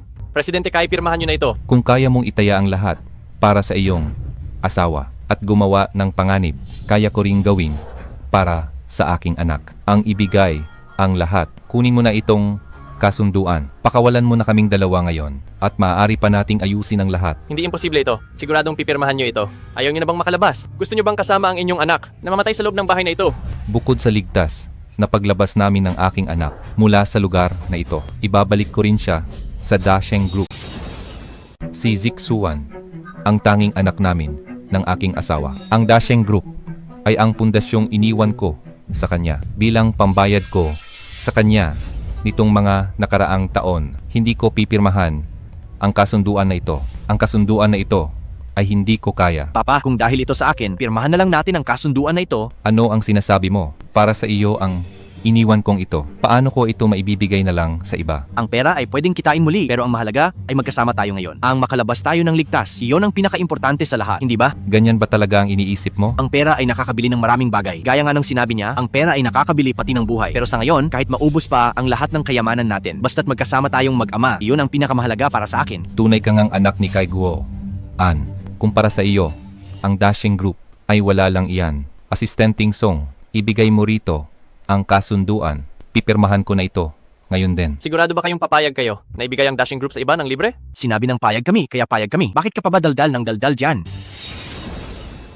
Kalagan mo na kami agad. Basta makaalis kami rito ng ligtas. Ang dashing group na ito ay wala lang kung ibibigay sa iyo. Bakit ka pa nakatingin sa akin? Ang dashing group ay sa anak ko rin naman balang araw. Ano man ang maging desisyon niya, paano namang ako na ama niya ay hindi sasang-ayon sa kanya. Bilisan mo at pakawalan na kami. Hindi mo na ba talaga gusto ang dashing group na ito? Presidente Kai, pagkapirma nito, ang mga shares ay hindi mapupunta sa pangalan ko, kundi mapupunta ito sa pangalan ng aking asawa. Kahit ano ay gawin niyo sa akin. Pero nakikiusap ako sa inyo. Huwag niyo nang idamay ang asawa ko. Bantayan niyo ang lugar na ito. Uuwi muna ako para magtingin. Matalino ang panganay bata pa lang. Natatakot ako na baka ang pangalawa ay hindi ito kayang harapin mag-isa. Mag-iingat po kayo. Hoy, ano bang ginagawa ng pinsan mo doon sa itaas? Napakabagal naman niya. Dito ka lang at magbantay. Akyat muna ako para tignan. Sige po. Sandali, bayaw, sasama rin ako. Aba, ano bang ginagawa niyo rito? Bakit parang napakasaya niyo? Asistenteng Song, ikaw na asistenteng tagapangulo ng dashing group, ay may oras pa talaga para makipag-usap sa dalawang manlolokong ito. Anong ginagawa ninyong dalawa rito ulit? Panganay na bayaw, huwag ka namang masyadong magalit. Pamilya naman tayo. Gusto mong gamitin ang seremonya sa buwan ng Pamilya Gu para hayaan ang aktor na ito na magpanggap bilang anak ng pinakamayaman para magyabang sa Pamilya Gu, di ba? Pero talo ka pa sa huli. Naging katatawanan ka lang sa Pamilya Gu, kaya ayaw mo kaming harapin. Pangalawang bayaw, hindi ba't ganito naman talaga si Chen Zixuan? Mas matigas pa ang ulo kaysa sa galing. Ang magpanggap na mayaman ay gawain na niya noon pa man. Manahimik ka, siya talaga ang tagapangulo ng Dashing Group. At si Chen Zixuan ay tunay ngang anak ni Presidente Kai na nawalay sa kanila noon. Asistenteng Song, anong sinasabi mo? Hindi naman April Fool's Day ngayon. Bakit ka nakikipagtulungan sa dalawang lokong ito para umarte rito? Asistenteng Song, tingnan mo nga ang itsura niyang kaawa-awa. Hindi man lang siya karapat-dapat magbitbit ng sapatos ko. Tapos siya pa ang sinasabing bugtong na anak ng pinakamayamang tao sa Kyoto. Hindi ako nagsisinungaling. Dati ay hindi ko inamin na siya ang tagapangulo dahil may sarili akong dahilan. Ngayong naayos na ang lahat, wala na akong dahilan para maglihim pa. Siya nga ang tagapangulo ng Dashing Group. Gumamit ako ng mga paraan para pilitin siyang ibigay ang Dashing Group at ang mga shares nito sa akin.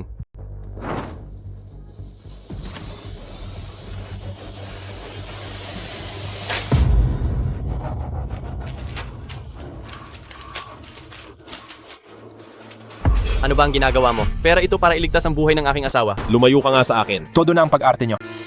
Huwag mong sabihin ang aktor na kinuha niyo ay mukhang profesional pa para lang magmukha siyang matapang sa harap naming lahat. Pati props ay inihanda niyo pa talaga. Kahit na ilusyon lang ito, hindi naman kailangang maging ganito ka-imposible. Huwag na nating banggitin na ang matandang hukluban na ito ay walang kinalaman sa pinakamayaman. Kahit na ikaw, Chen Zixuan, ay tunay na anak ng pinakamayaman, hindi ako maniniwalang mababaliw siya at ibibigay na lang ang kumpanya sa iba. Hindi ako nagsisinungaling. Pera ito para iligtas ang buhay ng aking asawa. Ibalik mo ang pambuhay sa asawa ko. Ibalik mo ang perang pampagamot ng asawa ko. Alis dyan! Nakita mo naman, pinunit-punit ko na ito. Gusto mo ba? Lumuhod ka at pulutin isa-isa. Pera ito para sa buhay ng asawa ko. Ay, sabatang ka?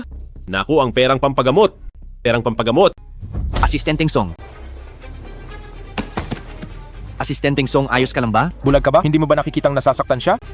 Siya nga ang tagapangulo ng Dashing Group. Paano na ako? Chen Zixuan, sira na ang ulo mo. Nakikialam ka pa sa amin. Baka gusto mong makita kung hanggang kailan ka tatagal? Bayaw. Ang hitsura mo habang nakatali ay mas gwapo kaysa dati. Anong gagawin mo? Pakawalan mo ako.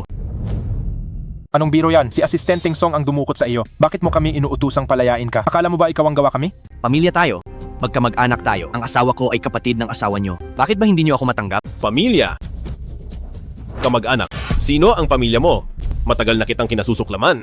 Ikaw ang tinik sa lalamunan ko. Matagal na kitang gustong tapusin. Zixuan, ayos ka lang ba? Ang lakas ng loob nyo. Ikaw na matandang hukluban, nakaarte ka pa rin bilang pinakamayaman. Sinasabi ko sa'yo, kung may sira talaga ang ulo mo, magpatingin ka na sa doktor. Huwag nang patagalin ang gamutan. Yang Zihao, ano ba talaga ang galit mo sa akin? Naaalala ko, wala naman akong ginawang masama sa iyo. Galit. Ang pagkatao mo pa lang ay sapat na para magalit ako. Anong ibig mong sabihin? Isa kang ulila? Isang nakikitira lang na walang kwenta. Bakit ka pinupuri ng lahat ng tao? Bakit? Linis ang aking konsensya. Hindi ako katulad ninyong dalawa na gumagawa ng mga kalokohan at nambubuli ng mga tao. May karma ka rin, kitang-kita naman ng lahat. Pwe, huwag kang magmalinis dito. Isa ka lang namang talunan. At pumasok bilang manugang na basura. Kung may galing ka talaga, bakit ka nakikitirang manugang sa pamilya Gu? Kami ni Menki ay bagay na bagay. Anong pakialam mo kung pumasok ako bilang manugang? Sa halip ay ikaw, habang mas walang kwenta, mas nagiging sensitibo ang iyong yabang. Ako pa ang sensitibo. Ako pa. Bakit naman ang isang anghel na tulad ni Menki ay magkakagusto sa'yo na isang mabahong palakas sa putikan? Sino ang hindi nakakaalam na si Menki, ang pinakamagandang anak sa pamilya, Gu? Pero ang isang napakagandang babae ay baliw na baliw sa iyo. Karapat dapat ka ba? Anong ibig ninyong sabihin? Tinatanong ko kayo, anong ibig ninyong sabihin? Nangahas kayong bastusin ang inyong hipag, mga hayop kayo. Manahimik ka na lang, hindi ka rin naman mas mabuti. Malaki na ang iyong anak pero umaasa ka pa rin sa pera ni Gu Menki. Hindi ba't makapal din ang mukha mo? Umaasa ka lang sa pera ng pamilya Gu araw-araw. Wala ka namang ibang ginagawa. Kaya puro pagpunta lang sa PTA ang inaatupag mo. Sino ang mag-aakala na pagdating sa paaralan, sasabihan pa ng guro ang ibang magulang na tularan ka, pati na ang walang kwenta mong anak na babae. Bakit kailangang laging mas magaling siya sa anak ko? Laging nangunguna sa baitang taon-taon. Bakit ba? Dahil sa paglaki ni Xiaotong, ako bilang papa ang personal na sumasama sa kanya, nagtuturo at gumagabay. Kayo, bukod sa paghahasik ng gulo sa labas at pagpapakasasa sa mga bisyo, sa ganyang asal nyo, paano kayo makakapagpalaki ng mahusay na bata? Kalokohan yan. Kaming dalawa. Ang kita namin ay ilang daang beses kaysa sa iyo. Wala talaga kaming oras para mag-alaga ng bata. Samantalang ikaw, isang hamak na walang magulang. Bakit ba? Bakit ba? Bakit kailangang sa ilalim ng ningning ni Chen Zixuan ay magmukha akong walang kwenta? Naiinggit lang kayo, hindi ba? Kaso, madumi ang mga intensyon nyo. Wala kayong mapala sa gusto nyo at wala kayong magawang tama. Lahat ng mga sinabi nyo kanina, hindi ba't dahil lang yan sa nasaktang pride nyo? Kasalanan mo rin ang lahat ng ito. Napakamarangal mo? Napakamarangal mo? Bakit ngayon ay parang isang aso na nakaluhod dito? At ang anak mong babae, kahit gaano mo pa siya turuan, paglaki niya, magiging katulad mo rin siyang walang kwenta. Sinasabi ko sa'yo, ikaw at ang anak mo ay habang buhay na mahirap. Ang mundo ay bilog Bakit mo iniisip na pagkalipas ng ilang taon ay ganito pa rin kayo? Wala kang masyadong galing pero ang lakas ng loob mo. Ang mga salitang iyan ay dapat mong sabihin sa sarili mo. Ikaw na matandang hukluban. Usaping pamilya namin ito? Anong pakialam mo? Mamaya na kita lilitisin. Nakalimutan mo na ba? Parang nagkita na tayo sa kung saan. Nagkita, hoy kayong dalawa? Ang aking pangalawang bayaw ay isang mahusay na negosyante. Siya ay sikat sa aming lokal na lugar bilang negosyante. Ikaw ay hamak na aktor lamang. Akala mo ba ay pinakamayaman ka? Matandang hukluban. Sinasabi mong nagkita na tayo. Alam mo ba na ang mga taong gustong makita ko ay nakapila hanggang Pransiya? Tingnan mo ang sarili mo. Karapat-dapat ka bang makipagkita sa akin? Sa katunayan, ikaw ang nagmakaawa para lamang makipagkita sa akin ng ilang buwan. Ha. Sino ka ba? At sino ako? Nagmakaawa pa ako. Akala mo ba maganda ka? Para magmakaawa pa ako. Gaya nito ngayon, naghirap pa ako maglaan ng oras para sa iyo. Pero ang kilos mo ay hindi mapagkakatiwalaan. Kaya isang tingin lang sa kotse. Alam kong wala kang mararating. Presidente Kai, huwag po kayo aalis. Tingnan niyo muna ang proyekto ko, Presidente Kai. Kilalang kilala ko ito. Presidente Kai, huwag po kayo aalis. Tingnan niyo ang proyekto ko, Presidente Kai. Huwag na tayong makipagtalo sa kanya. Masyado siyang gahaman. Masama ang kanyang hangarin.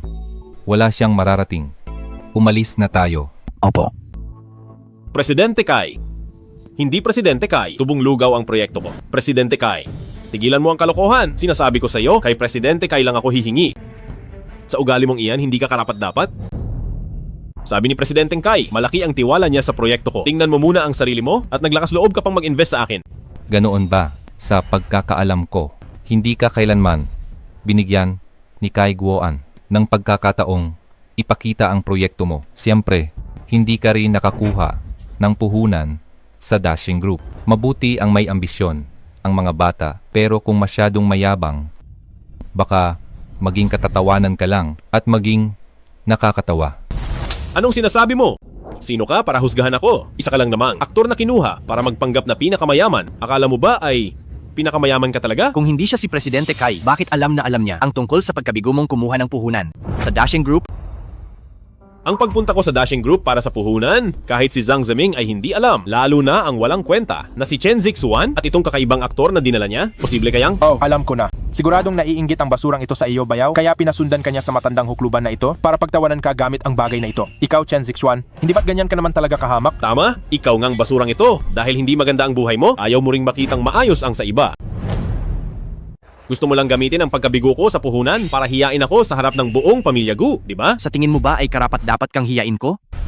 Naghahanap ka yata ng gulo. Zixuan.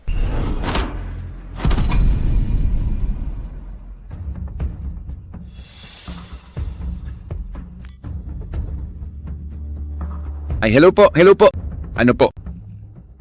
Maaari po bang magtanong? Sabihin mo na ang gusto mong sabihin. Dashing Group ito. Hindi ito lugar para sa kahit sinong ligaw na gustong magtanong ng direksyon. Hindi po. Hindi po ako nagtatanong ng daan. Narito po ako para maghatid ng mensahe. Ikaw? Isang mahirap na palaka? Sa tingin mo ba ay may kakilala ka rito? Bakit ka ba ganyan? Maliit ang tingin mo sa tao. Sinasabi ko sa iyo, ang pinsan ko ay nagtatrabaho sa Dashing Group at siya ang asistente ni Director Kai. Ang asistente ni Director Kai? Oo, si Asistenteng Song, di ba? Ay, oo, tama. Hahaha, alis dyan. Nagbibiro ka ba? Pumunta ka rito para makisawsaw kay Asistenteng Song? Pinsan pa raw? Sa tingin ko, isa ka lang malayong kamag-anak na pumunta rito sa Dashing Group para lang nanghihingi lang. Hindi. Ang inyong tagapangulo Kai ay nasa panganib. Bilisan nyo at magbigay alam kayo. Huli na ang lahat kapag nagtagal pa kayo. Ito na naman ang manloloko. Umalis na ang bata. Dumating naman ang matanda. Sabi mo, nasa panganib si tagapangulo Kai. Nasaan ang ebidensya? Nasaan ang patunay? Wala ako niyan. Pero sumusumpa ako si Song Fugui. Totoo lahat ng sinasabi ko. Talagang totoo ito. Kahit ebidensya o patunay ay wala. Maniniwala ba ako sa iyo? Akala mo ba, ang Dashing Group ay parke na kahit sino ay pwedeng mamasyal? Hindi kita niloloko. Pinsan ko talaga si Asistenteng Song. Maniwala ka naman sa akin.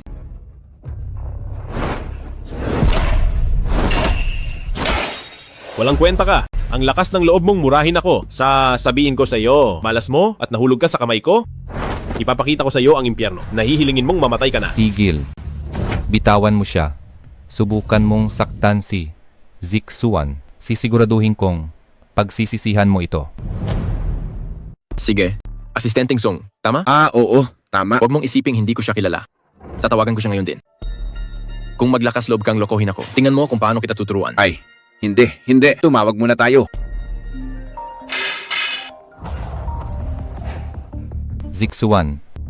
Anong klaseng basura to? Akala ko ba matigas ang loob mo? Titingnan ko mamaya kung ang mabahong bibig mong yan ay makakapagsalita pa ng ganyan. Hoy, hindi ba't mahilig kang tumahol? Halika.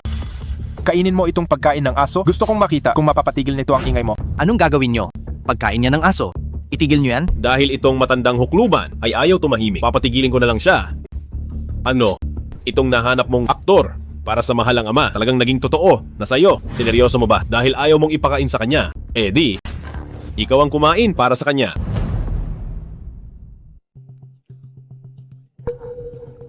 Ako. Kayong lahat, niloloko niyo ako. Hindi na ba ito matatapos? Hindi po ganon. Tatawagan ko ang pinsan ko.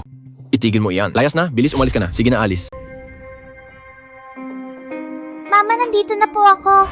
Si Otong, ang pinapadala ni Lolo Kai, natanda sa Dashing Group. Dinala mo ba doon? Mama, hindi ko na maililigtas si Papa.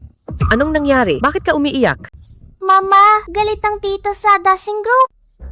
Ayaw niya akong papasukin. Sinubukan kong pumasok ng palihim amin. Pero, hindi ko sinasadyang madapa. Nawala po ang tanda. Mama, hindi na ba natin mahahanap si Papa kailanman? Hindi mangyayari yan. Siya, Otong. Napakahusay mo na. Ako na ang bahala sa papa mo. Ikaw na buwisit na bata ka. Bakit ka nandito? Alis na, Mama. Pasok. Mama, Palayain si Chen Zixuan na walang kwenta. Palabasin siya. Huwag mo nang asahan. Nakakulong siya dahil kasalanan niya rin yan.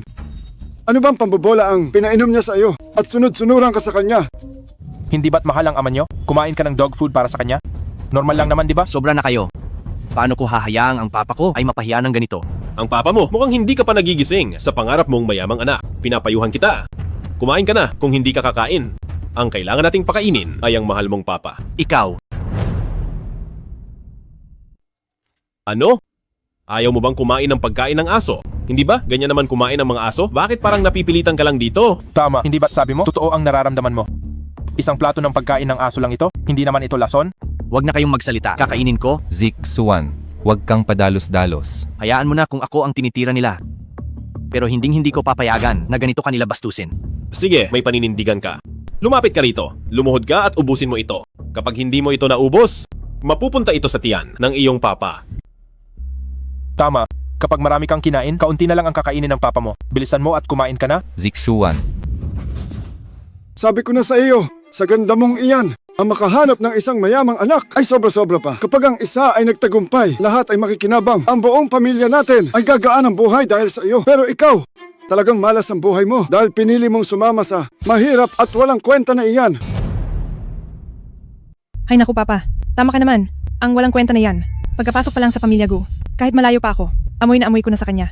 Ang pagiging mahirap, nakakadiri talaga siya. Bagay na bagay kami ni Zixuan. Bakit kailangang maghiwalay? Dahil lang, bagay lang yan na sinasabi nyo. Mahal nyo lang ba ang isang tao? Dahil lang ba sa pera niya? Tama, hindi lahat ay nabibili ng pera. Pero kung wala kang pera, wala kang magagawa. Isang nakikitira lang na basura. Lalayas din siya sa pamilya Gu. Sa pagkain at gala namin ni Zixuan, pati panonood ng sine. Hindi kami gumastos ng 1 sentimo nyo. Pati noong pumasok si Zixuan sa pamilya Gu, wala siyang ginastos na 1 sentimo. Bakit nyo na lang basta? Sinisisi ang asawa ko? Mukhang tigas ng ulo mo talaga.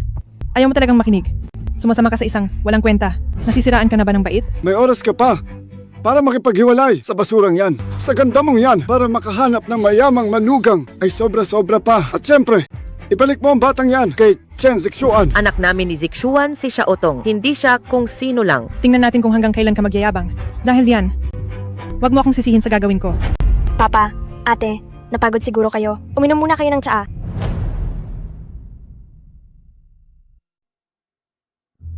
Nakikita mo na ang sitwasyon. Hindi mo na pinagtatanggol si Gumenki. Pangalawang ate, naging malabo lang ang isip ko noon. Madali talaga akong mapaniwala. At madaling malinlang ng iba. Higit sa lahat, ang kasal nila ni Chen Zixuan, ako ang pinakaayaw doon noon. May ganoon palang nangyari. Oo, totoo iyon. Ang kasal nilang dalawa ay isang malaking pagkakamali para sa akin. Itong si Chen Zixuan ay isang palamunin lang. Ang anak ng pamilya Gu na nagpakasal sa kanya ay malas sa walong buhay. Wala siyang naitutulong sa atin at kailangan pa nating gumastos. Hindi ganoon si Zixuan. Mali ang iniisip mo sa kanya, matatag ang loob niya, tiyak na aasenso siya, at para sa aming mag-ina, hinding-hindi niya kami bibiguin. Tumahimik ka.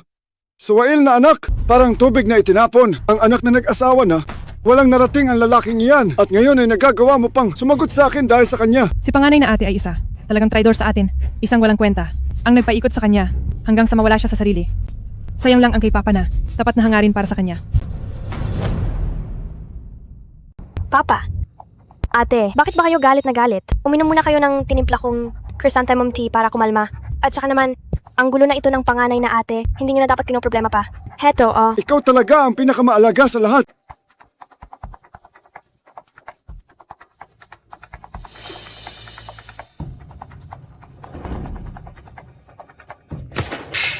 Mama, bakit po nahimatay si Lolo at si Tita? Tuyuan, anong nangyari sa kanila? Uminom sila ng espesyal kong chrysanthemum tea. Siguradong tulog sila hanggang bukas ng gabi. Chuyuan, nahihiya ako sa lahat ng tulong mo. Noong ikakasal pa lang kami ni Zixuan. Mahal nyo talaga ang isa't isa ni Bayaw. Hindi kayo kumuha kahit isang sentimo sa pamilya Gu. Sa puntong iyon pa lang, wala na akong masasabi sa pagkatao ni Bayaw. Salamat, Chuyuan. Nakakulong pa rin si Zixuan ngayon. Kailangan ko siyang iligtas agad. Pero bata pa si Xiaotong. Kailangang may magbantay. Maaari ko bang ipakiusap siya sa iyo? Huwag kang mag-alala. Ako na ang bahala sa lahat. Aalagaan ko si Xiaotong. Maghanap ka na ng tulong para iligtas si Bayaw. Kuyuan, ang dami mong tulong. Hindi ko na alam kung paano magpapasalamat. Tungkol sa bagay na ito, mali ang ginawa ni Zhang Zeming. Napirmahan ko na ang kasunduan para makipaghiwalay sa kanya. Magsisimula na ako muli? Sige, susuportahan ka ni panganay na ate. Pero ate, sa totoo lang, ako ang unang nagmahal kay Bayaw. Kiyuan, Nitong mga nakaraang taon ay bagay na bagay kayo. Hindi ko kayo pwedeng guluhin. Ang nararamdaman ko kay Bayaw.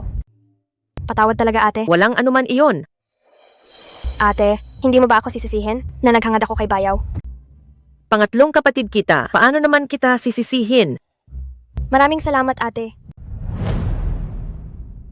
Ano ang gagawin ko? Patay na ako si Song Fugui dun sa bahay ko. Ang nakakulong doon ay si Tagapangulo Kai mismo. Panginoon ko, ayaw nilang maniwala sa akin. Kailangan niyo akong iligtas. Tulungan niyo ako. Tulungan niyo ako. Fugui. Sino iyan? Bakit ka nandito? Binibining Gu. Salamat. Binibining Gu. Kanina, sa tapat ng bahay namin, narinig ko ang aking pinsan. Nakausap ang asawa niyo. Nang taong iyon ngayon ay si Tagapangulo Kai pala. Silang dalawa ay ikinulong ng pinsan ko doon sa loob ng bahay ko. Natatakot ako sa Dashing Group, kaya pumunta ako rito para humingi ng tulong na iligtas si Tagapangulo Kai. Pero ayaw nilang maniwala sa sinasabi ko. Kapag nangyari iyon, may araw ka rin kay Tagapangulo Kai. At akong si Song Fugui ay siguradong malalagot ka. Binibining Gu, nakikiusap ako. Tulungan niyo ako? Tulungan niyo ako? Sino ang hindi naniniwala sa'yo? Ang taong iyon. Binibining Gu, hindi ko man lang siya malampasan. Sabi pa niya, kailangan daw ng patunay ng Tagapangulo. Wala naman akong patunay ng Tagapangulo. Yan ang tama. Naku! Tingnan mo siya dati. Mukhang tao lang kung umasta. Hindi niya akalaing aabot siya rito. Gumagapang sa sahig at kumakain ng pagkain ng aso. Talagang nararapat lang ito. Ang galit na kinimkim ko ng maraming taon. Sa wakas ay gumaan na rin ang loob ko. Sobra na ang kapangahasan ninyong dalawa. Si Zixuan ay aking anak. At siya rin ang sa Dasheng Group na kaisa-isang susunod na tagapagmana. Nagawa niyo pa siyang bastusin ng ganito. Kapag nakalabas na ako rito, hinding-hindi ko kayo mapapatawad. Makakalabas ha? Sa tingin mo ba talaga ay makakalabas ka pa ng buo? Kayong dalawa na parang mga mabahong daga lang ay nagtatangkapang kalabanin ng Dashing Group. Kahit mamatay pa kayong dalawa, sa harap mismo ng pinto ng Dashing Group ay walang sinumang papansin sa inyo. Sa dinami-rami ng taon na nabuhay ako, ngayon lang ako nakakita ng ganitong maliit ang tingin sa kapwa. Sisiguraduhin kong pagbabayaran nyo ang lahat ng ginawa ninyo ngayong araw. At pagsisihan nyo ito. Pagsisisi. Sa diksyonaryo ni Yang Zihao ay walang salitang pagsisisi. Dahil panay ang pagbabanta mo sa akin. Sa tingin ko ay kung wala akong gagawin sa inyo ay parang nakakahiya naman sa inyo. Hoy, hindi ba't maganda ang relasyon nyo? Kaya naman tingnan natin kung kayo ba ay tunay na nagmamahalan o nagkukunwari lang. Kayo, ano pa ba ang balak ninyong gawin? Hindi ba? Nakakairita ka na talaga. Para kang isang langaw na umaaligid sa Dashing Group. Binabalaan kita? Bata, lumayo ka na agad sa amin. Kundi tatawag na ako ng tao. Kuya, bakit ang init ng ulo mo? Wala naman kaming masamang balak. Nais lang naming ihatid ang mensahe ni Tagapangulo Kai. Ito. Naghanap ka ba ng makakatulong sa'yo? Gagamit ka ba ng bitag ng ganda? Sinasabi ko sa'yo, hinding-hindi yan uubra. Kuya, maniwala ka sa amin. Kami. Hawak namin ang tanda ni Tagapangulo Kai. Hindi pa ba sapat iyon para papasukin kami? Magandang dilag. Hindi sa hindi ako naniniwala sa'yo. Itong si Tagapangulo Kai ay hindi mo naman kamag-anak. Paano ka naman magkakaroon ng tanda mula sa kanya? Pero gayon paman, Pero ano? magagandang babae ay laging may pribilehiyo. Ganito na lang, pakasalan mo ako, maging asawa kita. Ako naman ay manager ng Dashing Group. Kapag sumama ka sa akin, maaari kang malayang pumasok at lumabas sa aming Dashing Group. Kasal na ako. May asawa na ako. Sa ganda ng katayuan ko, mahirap na akong mahanap. At nagawa mo akong tanggihan. Sige, dahil hindi ka marunong tumanaw, wala na tayong dapat pag-usapan. Nasaan ang security team? Mga tauhan, silang dalawa ay palayasin nyo. Sandali lang, papasukin niyo ako. Dala ko ang tanda ni Tagapangulo Kai. Ito ay Ang palawit na ito ay pamana ni Tagapangulo Kai. Ito rin ay kay Tagapangulo Kai na palagi niyang daladala. Sinabi na ni Tagapangulo Kai na kapag nakita ang palawit na ito, ay parang nakita na rin siya mismo. Kung susuway kayo rito, ay parang sumusuway kayo kay Tagapangulo Kai. Bakit bilang manager ng Dasheng Group, hindi mo pa ba nakita ito? Naku, ang palawit na ito. Itong palawit na ito ay gamit ni Tagapangulo Kai. Paanong hindi ko ito makikilala? Kahit maging abo pa ay kilala ko. Pasensya na sa aking katangahan. Ano po, hindi ko po kayo nakilala? Nagkamali po ako sa inyo. Dahil ganoon, papasukin niyo na kami? Sinasabi ko sa inyo, kapag may nangyaring masama kay Tagapangulo Kai, kayo ang mananagot. Naniniwala po ako. Paano ko po hindi paniniwalaan? Hindi ko po hahayaang pumasok kayong dalawa mag-isa. Ganito na lang, ako na mismo ang mamumuno para protektahan si Tagapangulo Kai. Tara! Bilisan nyo. Bilisan nyo. Binibininggo. Paano nyo nakuha ang pendant ni Tagapangulo Kai? Wala akong totoong patunay. Ang totoo ay matagal nang nahulog ni Xiao Tong sa alkantarilla. Inisip ko lang na, kung ang manager na ito ay hindi makilala ang totoo, paano pa kaya ang peke? Ang galing mo talaga. Gaya ng inaasahan ko, nauto ko siya sa ilang salita lang. Anong tinitingin mo, Chen Zixuan? Magkamag-anak naman tayo?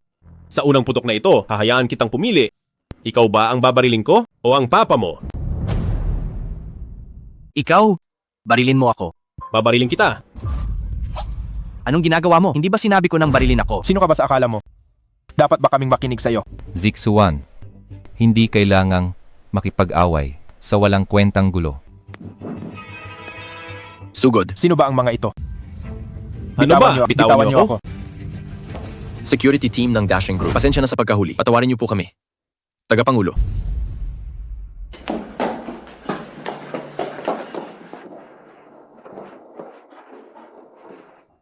Asawa, naghihintay na sina Xiao Tong at pangatlong kapatid. Pasensya na kung pinag-alala kita. Tagapangulo. Ako. Ang pinsan ko po. Huwag kang mag-alala. Kahit nagkamali ang pinsan mo, dahil sa iyo, ay bawi na lang siya. Hindi ko na ito itutuloy. Tungkol naman sa dalawang iyan. Dalhin niyo sila sa lugar kung saan sila nararapat. Opo, ilabas sila. Ang tagapagmana ng Dashing Group tapos na ang seremonya. Ang pamumuno ng Dashing Group ay naibigay na sa anak ng tagapangulo na si Chen Zixuan. Umaasa kaming pamumunuan ni Presidente Chen tungo sa bagong rurok ng tagumpay